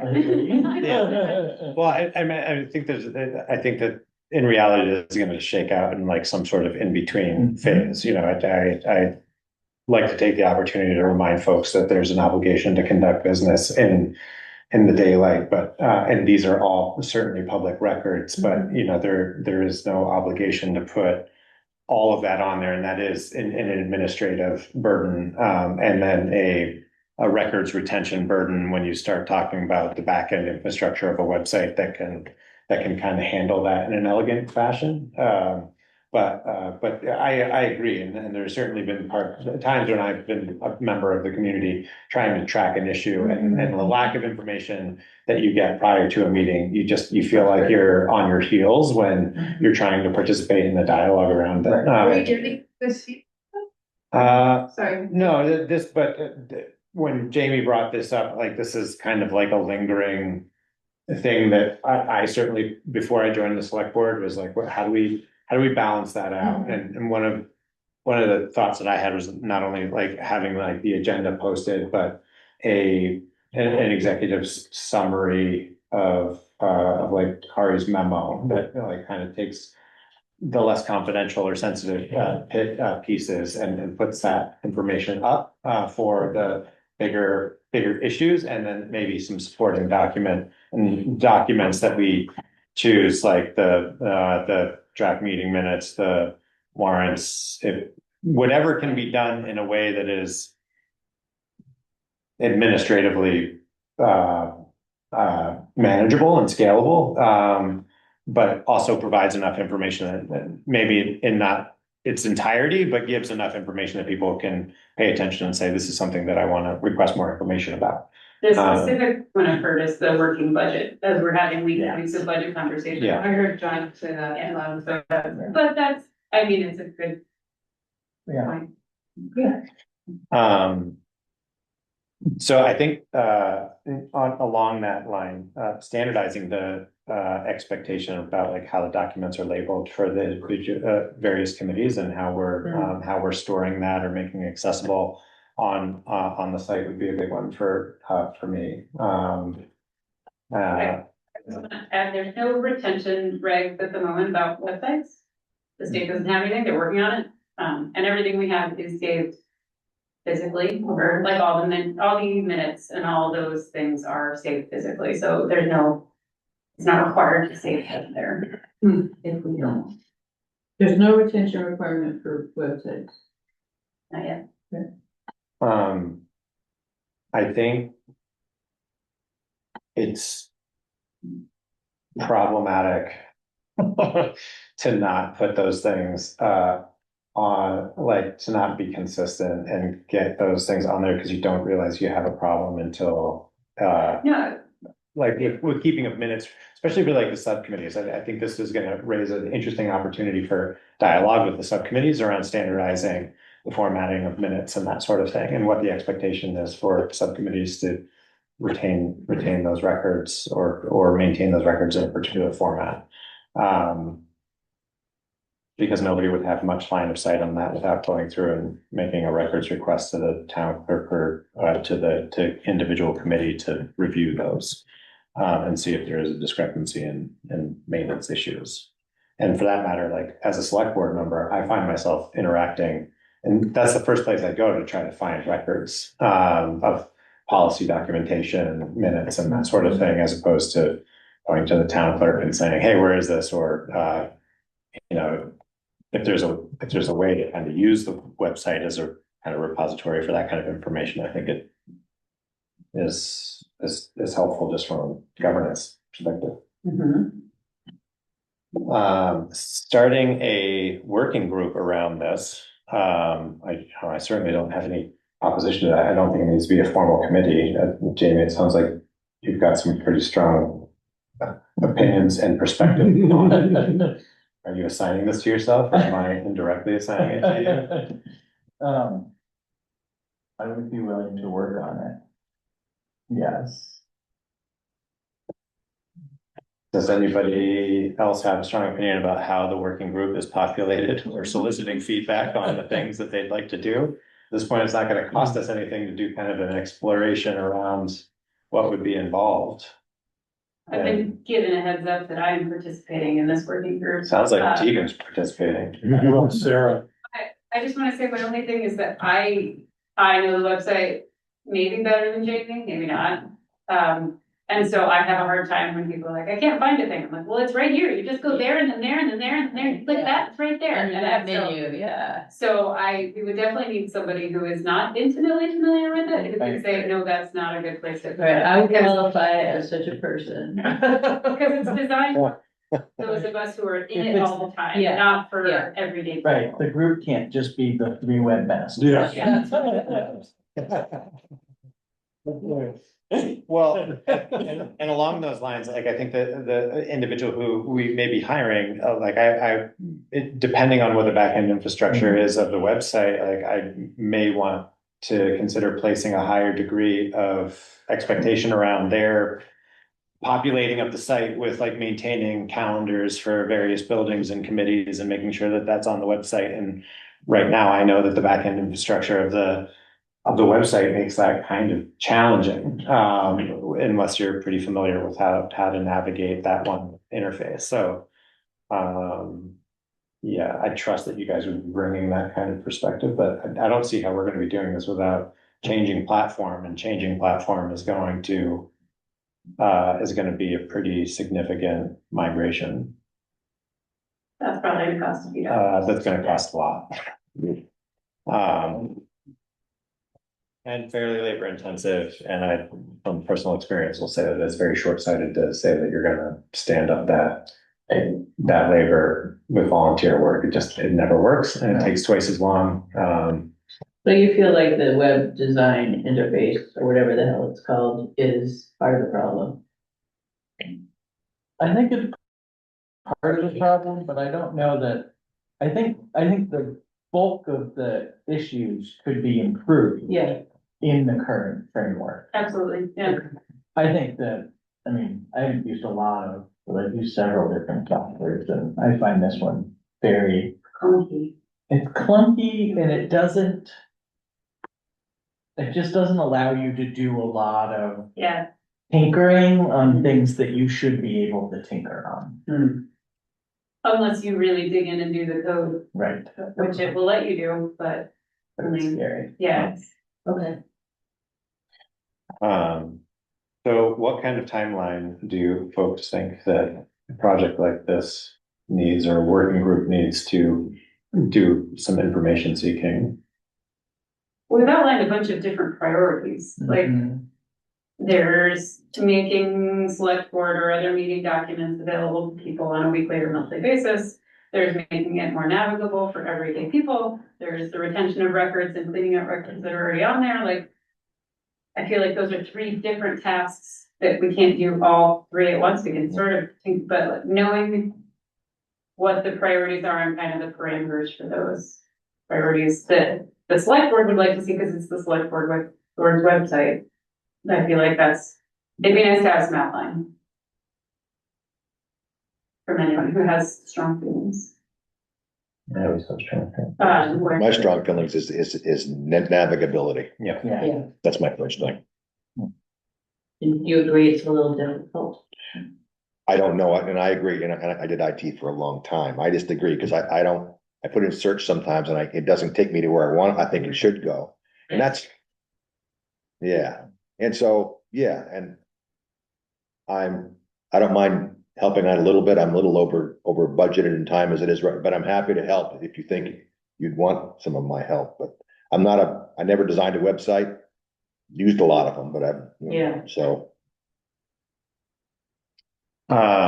So Jamie, I'm just gonna go ahead and put this squarely. It's not exactly a chair position, but I guess I'd call select board members to like maybe come up with a short list of things that or pieces of input that I think we should give to Jamie about specific things or improvements that we'd like to see, or improvements we'd like to Just see. gonna flip it, Okay, actually. right. It seemed, I mean, I was just gonna say, you know, if whoever the group is, if they wanna come up with a list of what they see as all the issues. And sort of a sense of like near term, medium term, long term. Would that make sense? And then we can have a discussion about it, because I mean, I have preferences about websites and I have thoughts about it, but it would take me many hours to go through and evaluate what I think this needs. So I'm just trying to, do we want all of us doing that individually, or do we want to have a group looking at that together and coming back to us? Well, if you had a thing that you wanted, you should express it. Yeah. And if you don't, the group can like make recommendations. Develop recommendations. I know the DRB reached out a number of months ago and said, our pages and the zoning applications and all that is a mess. Yeah. Can you fix it? And so. You fix it. Well, no, but then One way to do it. Sarah Black and Willa and Toby and I. Were you with that? No, I don't, maybe John McCullough sat down in front of a desktop together. Okay.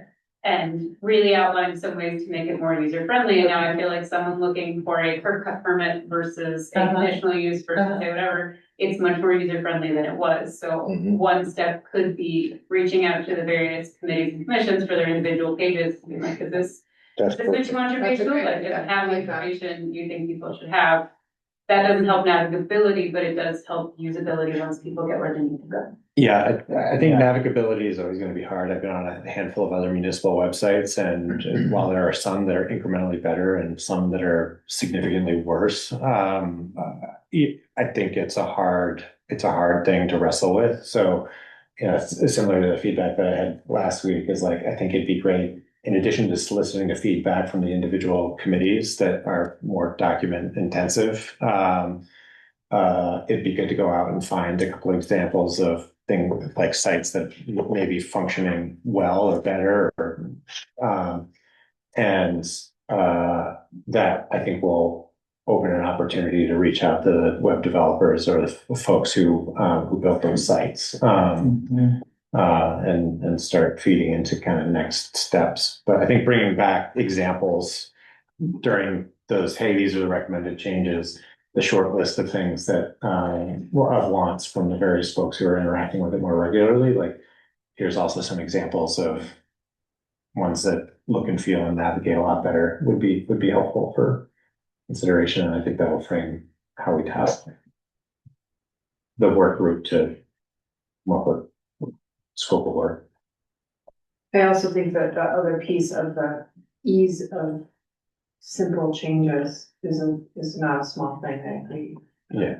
That point, Jamie, can be really challenging, but maybe not fixable unless you moved that one.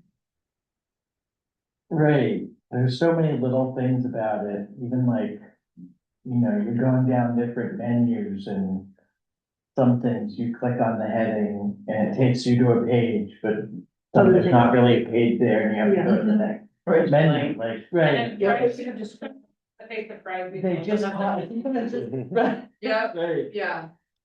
The cost for this particular platform has gone up this past year. They got bought by a different company, so it's not, it went up significantly. So if we wanted to shop around, it wouldn't be the worst thing, because like George said, it's still gonna be a ton of for to move to a different platform, but I'm not against it. Given the price hike, and that change in ownership. Okay. So would it be reasonable to say like maybe after town meeting, for one of the meetings after town meeting, we have an opportunity to revisit this with like a list of things that you'd like improvement? I think the other thing that we need to be careful of is like, as you reach out to the various subcommittees and find that there are opportunities, oh, we'll make a little tweak here, we'll make a little tweak here. And as you start to like invest time into making changes, but then still realize that the bigger problem is not worth continuing to make those changes. I think it's. Those little tweaks are ongoing, and I've been working on them piecemeal. Okay. Okay. How much time do you think you'd need to solicit some more feedback on? From the committees and Yeah. stuff? Some committees will get back to us immediately, and some committees won't respond until we've pestered them repeatedly. We could give that job to Barbara in her remaining weeks, I'm sure she's like. I don't think any of us are prepared for that. I mean, I think after town meeting is a fine time. Yeah, if that's what you're looking on. welcome to bring it back up sooner. Well, given but- that I'm about to start designing the town report for the first time. Yeah. I won't have a lot of it. Yeah, exactly. Okay, so we'll earmark, sometime meeting or two after town meeting, to dive back in a little bit more. Okay, great. Do we need to take any more formal steps to assign a work group? I don't think so. We've just designated one. Sounds like folks are motivated. Let's just make sure that we don't have a quorum of select board members participating in that dialogue at any point in time. Yeah. Great, reports. Christie, you posted the updated draft version of the select board report for town meeting in the shared drive. It was essentially updating based on the discussion at our last meeting. I highlighted 3 sections that were new. I did make some tweaks elsewhere that are minor. There's still a lot of blanks for the percentages that Kari and I can work on finalizing if the rest of the text is okay with the select board. However, I did realize that we might wish to say something under our looking forward section, what was it called, looking forward. We have this small issue of the Calais Elementary School, and we don't say a word about it here. And it's not, the initial decision is not our decision, but we might want to say that the town will have a big, opportunity, decision, passed out of it if the school closes. The tricky thing is so much information will come in between Yes, when we write this and when we publish it. so clearly we can't, it's So not like. anything- But the decision is like sort of evergreen, right? I mean, You just say we're monitoring. Yeah. Of course, we're monitoring. and you might say that the select board is not taking a position on the closing of the school. However, we recognize that someday we may need, as a town, making a decision about what to do with the facility. Yeah, meet the challenge of. If you feel like it's Right. premature to say anything at this point, we don't have to, but it feels like an omission at this point, given all that's going on. I agree, and in some ways, it would be prudent of us to be having a conversation. Yes, but we need to start thinking, Because the and the time planning. frame is very tight. Yes, If that decision is made by the town, and I know the planning commission is thinking, Yeah, I think it's a year. yeah.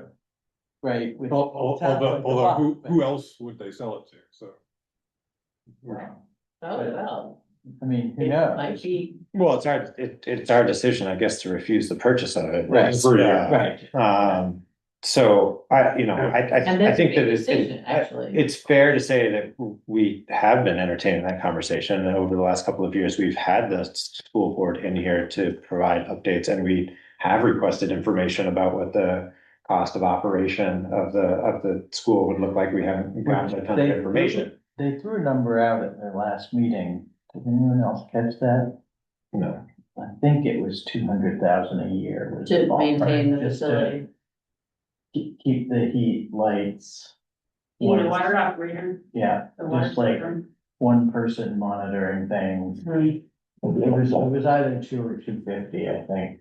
I think that the track that Jordan's on is correct, that it gets mentioned as something we've been monitoring and discussing, you know, Yeah. and welcoming the select board in to provide us updates. I'm sorry, the school board members to provide updates, and that we recognize that, you know, there's maybe a decision that will be impacted this town made after the printing of this report. Yeah.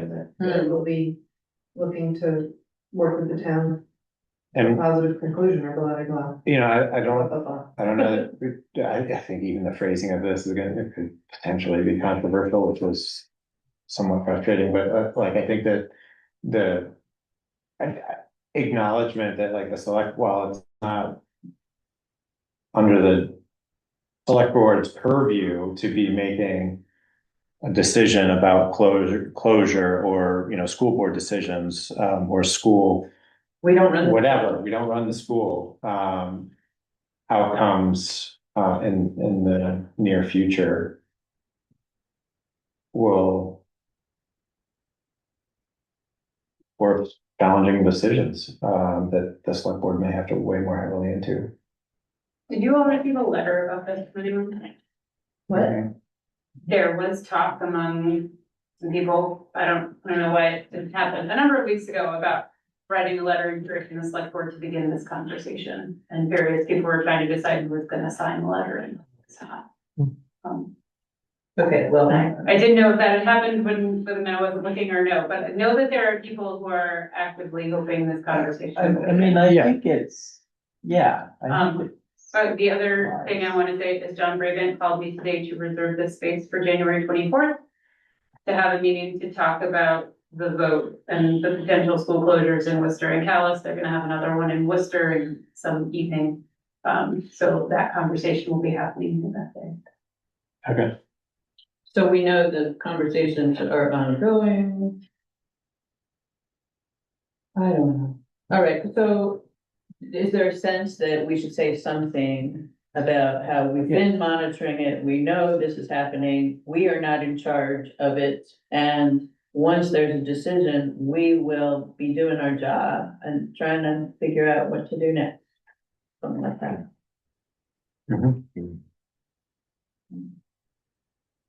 Put on your wordsmith hat. Hmm?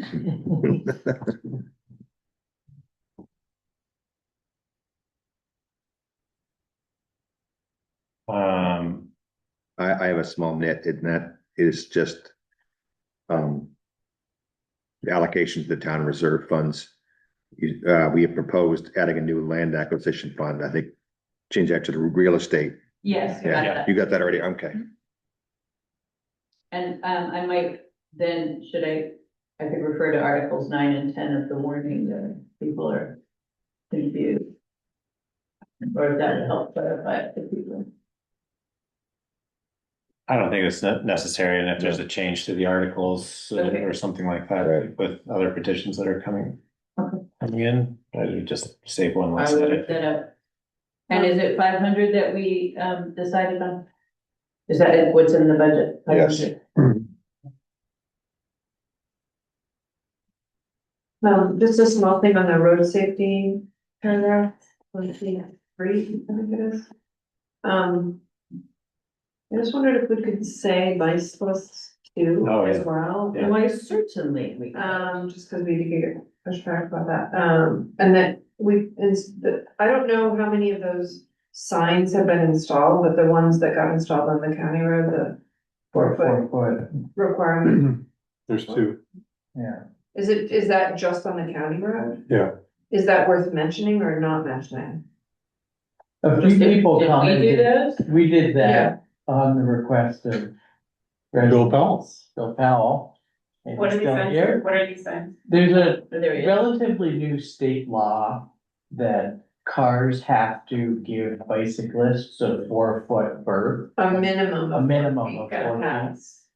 And so we put up signs sort of on either end of County Road. Yep, Correct. on the And paved then portion. on the paved portion, just saying that. Yeah, especially Do you at, have a comment? No, just to add that it's bikes and pedestrians. Yeah, And this Thank is, Vermont is not alone in this statute. Many states have this. great, thank you. So it's a legal requirement of giving for the, what, space to pedestrians and. That's what the sign actually says. I can look at. Yeah. But it's in your paragraph here, it says with the goal of improving safety for pedestrians and drivers alike. So I just wanted to make, yeah, Yeah, thank you. Got it. Cyclists. Yeah, cyclists, thank you. What if you're a skateboarder? On your own. Who's all for it? Pedestrian.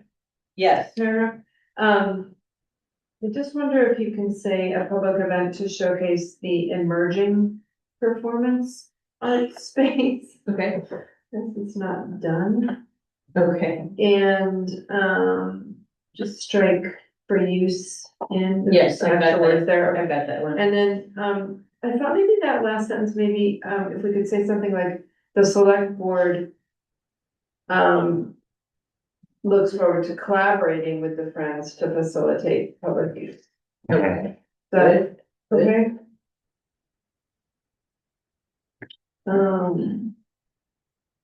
Then in each of these counts, Dan, I was thinking. I was wondering if we want to be articulating with respect to the East Coast Dam. What role we're playing in this. Yeah, maybe not much. Okay, are we not? I mean, no, we don't really have an active role. We're sort of facilitating. We may be meeting with property owners at some point. That's true. There's that issue of land. the new land. and so that's what I was sort of wondering, like, do we want to put it out there that the resulting stretch of land along the stream could potentially support a walking trail? Is that from recommendations or like?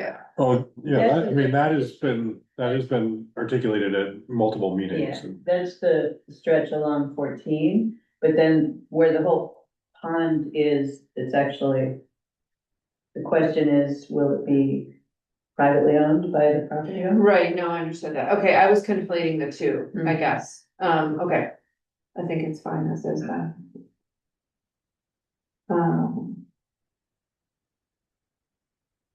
Great. Above that, with the, Woodbury, the section that is talking about emergency services, it references in the last sentence, the joint meetings pursuant to our interagency agreement. I don't know if we just want to call it the interlocal, since that's what we generally call it. Oh, yeah, that's good. The interlocal agreement. Thank you. Other than that, I don't have any other very strong input. How much do we talk about people we've lost and acknowledging volunteers who have moved on? So we have, under keeping the town running, I had welcoming new volunteers, actually changed that to officials because it's health officer and emergency management director, and I think they both have some compensation. So I made it officials. Okay. So we named those two who I Yeah. thought are significant folks. They're always new volunteers. And then there will be separate sections and tributes for various people as appropriate. Yeah. I'm not writing here. Okay, so like Scott Bassett's, Scott will have something and Barbara will have something. but we do mention Barbara in this, which Actually- because of. Right. That's what stimulated my question, is like, how many others are we also? As far as I know, the only ones we've talked about are Scott and Barbara. And Winchester, I believe, has already done the thing for Scott or is working on it. They're just trying to track down the picture. Okay. And I've gotten assistance from a few others to do the thing for Barbara, so that, yeah, great. I was also thinking about contributing to Barbara's, there was, the application that I guess I had prepared some commentary on. Yes, Barbara's, were you gonna pull from that one already? I'm also trying to keep it short. Yeah. You know, Barbara's impact has been tremendous. Yeah. Especially when people will have the tribute to Scott. Yeah. There, and that's a totally different. Yeah. Ball of wax, Mhm. just that. Okay, if you're feeling like that Barbara's Yeah, sufficient because- coverage, then we got that then. And one thing I mentioned to Sandra Ferber when we were talking earlier today is anything that doesn't make it into the town report, like we are going to do a celebration in the spring. Yeah. And then we will find some way to make sure everybody can say all the wonderful, beautiful, like a book for her or something where we can all really say what she means to us, because I feel like when I started digging into it, the thing I know is everyone has a Barbara story. Everyone has a Barbara story, and like trying to put them all in one thing is just gonna be frustrating, so I'm not making that. Maybe it'll be a book that we can sell. That, you know what, we can go for it. Okay, thank you. Thank you, Christie. Yeah, Christy, thank you. Yeah. Oh, you're welcome. Yeah. Like I said, it's like writing that holiday letter. Oh, yeah. Tegan, do you have town clerk update of any sort? Yeah, so we have most of the documents we need for the town report. We're still, a few of them are still trickling in. And I managed to track down an InDesign file from someone who designed the report a number of years ago, because the last few people didn't have one and we didn't have one, and I was gonna have to start from scratch. Oh, wow. Really excited to get that. And I got some lessons on InDesign from my husband, who's taught journalism students how to do it. So I feel pretty confident digging into that. I'm excited to do it. And, other than that, the big thing is the elections. I've already gotten about 40 requests each for the Calais school closure vote and the, career center ballots. So I have those that I'm recording. I sent our voter list today to Melissa Teller to send to the publisher, to send to the printer, so that they can send out the WCUSD ballots and the town ballots when the time comes. So that list is all put together, complete with snowbirds and all those. So that's kind of what we're gearing up for and working on. Some year-end things, we closed the dog year in the dog module, and just general things that happen as the year turns over. Yeah, that's been good. Thank you. All right. So update on the Lightning Ridge right of way issue. So the Franks responded to our request to move their truck. So that was good. Doug did not move his hay bales. He said he wouldn't, and did not. The sheriff went out twice today, made contact with him, and he told the sheriff he wasn't gonna move the hay bales either. So the sheriff's recommendation was to contact our attorney about what our next steps could be. And then Doug called me and told me the same thing, and you know, he was in fine form today. He's threatening lawsuits, just so you're aware. And so I did reach out to our attorney, not about that, but I brought that up, and he's gonna get back to me about what our options are. You know, we have the select board has the ability to assess a fine, you know, associated with a citation. The question is how much time, effort, money we're gonna spend trying to collect that. Or whatever we're gonna do. So he's working on that. So, So this was like, there's the previous situation with this, and we had sent a letter out. And that worked. And that threat, and that didn't specify, but a fining amount, and I'm wondering if it warrants authorizing prior to send a warning saying that if something's not done, then. I would suggest that come from the select board. I think Yeah, I that's don't- part of what That's happened with success last time. What I could do is put that letter in the folder for next time we could discuss it. I'm surprised Doug's not here. He said he was coming, but I sense something's different this time. He's really dug in, you know, so to speak. How much does it cost us to get, like you said, we sent a warning letter last year with obviously drafted by the attorney, et cetera. Yeah, So that is a cost. yeah. I drafted it, he reviewed it. I don't remember how much time he spent. It couldn't have been that much because he was basically tweaking my language. Okay. So, and we have that letter we can work from again. I tend to agree that it's worth a try. So just to be clear about the facts on the road, we're big round bales. And they're at the edge of the road in the right of way. Yes. Are they slowing cars down? Are they in the way? Are they? I would say they're not in the travel portion, really. It's the plow issue, right?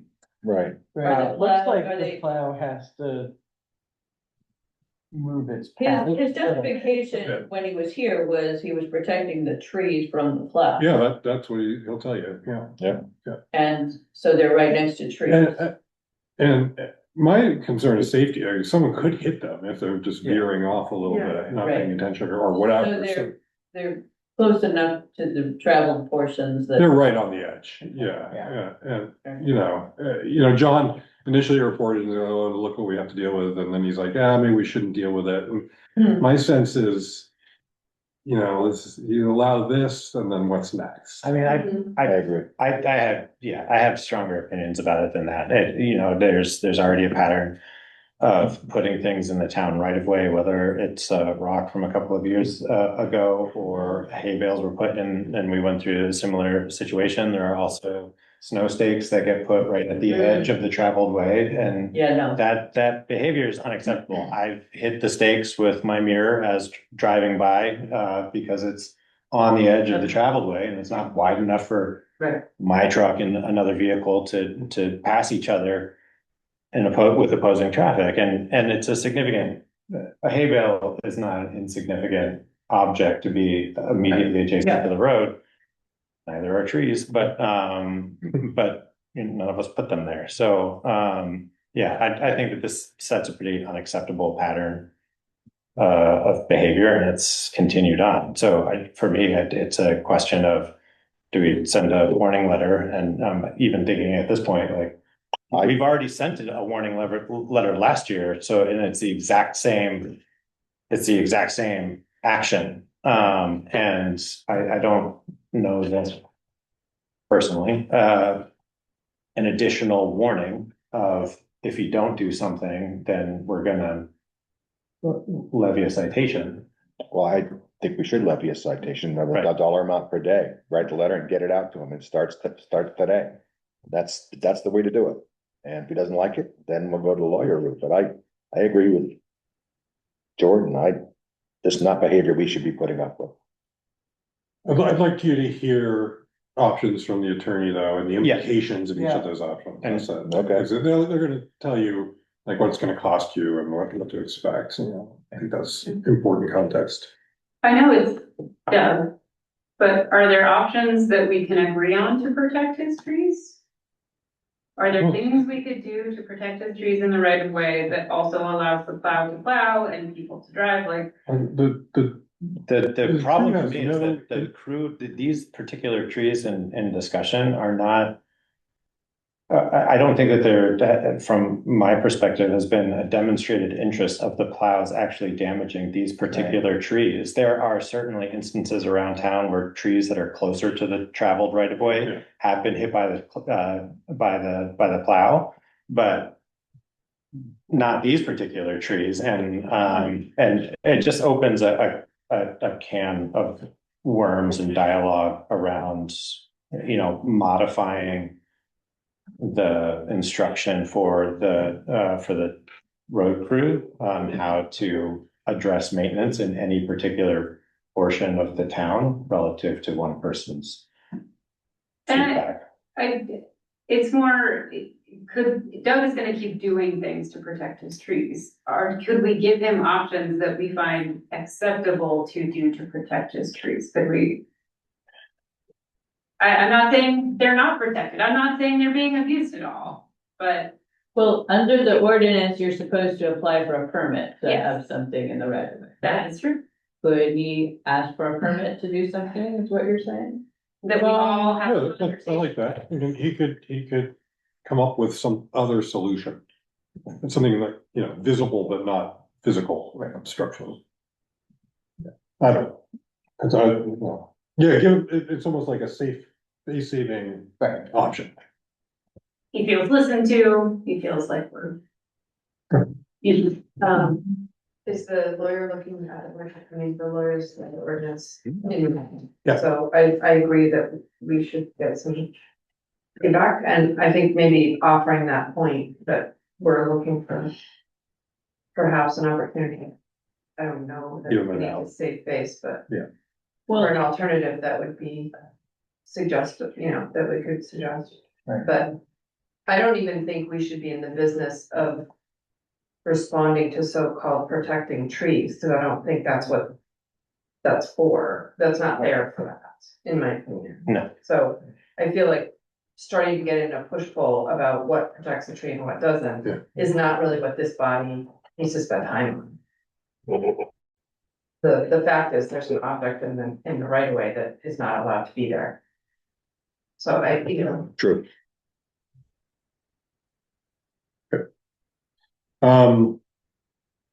On the positive, Pike agreed to the Yeah. offer. nice, Charlie Boyce is reconsidering their offer on trade-in value, so we'll see. Great. The ash tree removal project completed, big thanks to Neil, he was really the leader on that. We got the reimbursement check today, so that project is complete.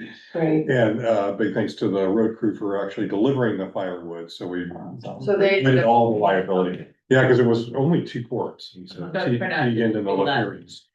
Yeah, so that worked out great. And then next week's meeting, we've got, I expect that Catherine Saunders and Stephanie Kaplan will come to talk about community nurse research that they've done.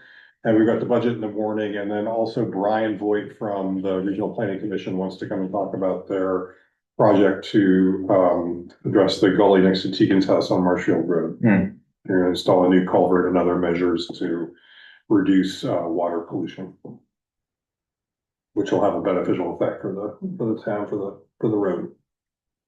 Great. And we'll talk about Doug Lilly.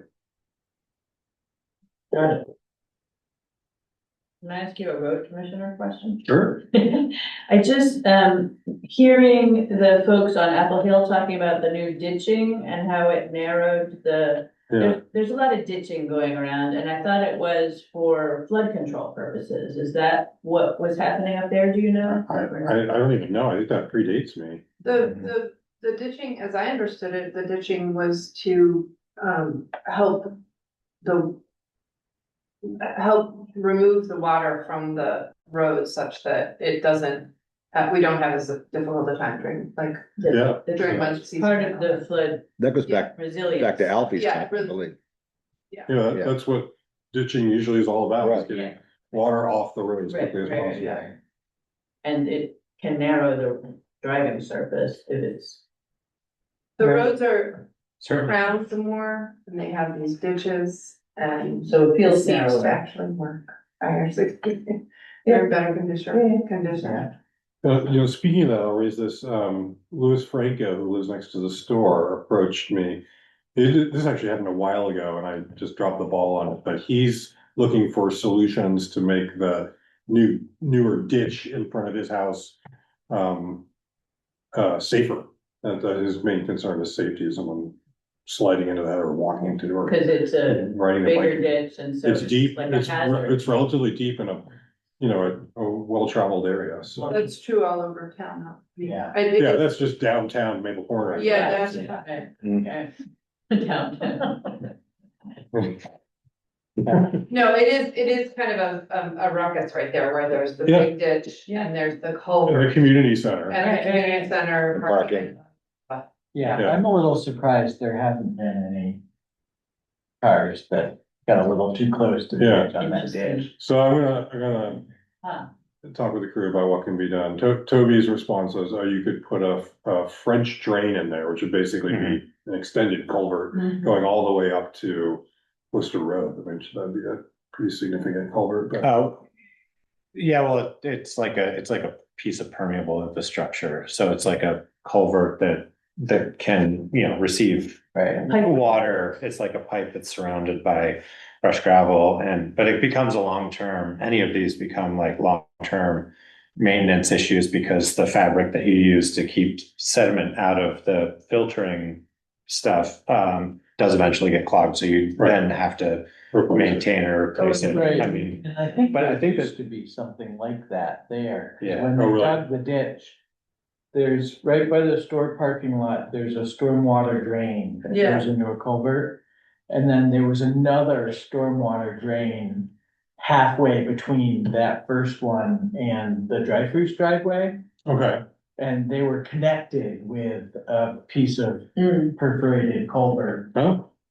That came out when they did the ditch, and it was clearly already not involved anymore. I mean, what's curious about that one section to me is that the drainage that you're talking about for that one particular area is fairly limited to what's in front of the Dreyfus's house and a little bit of stuff that could be collected from a few adjoining parcels, but there's also a pretty significant perennial mud pit right before the pavement starts, and it makes me wonder that like if a more comprehensive rebuild of roadbed surface there.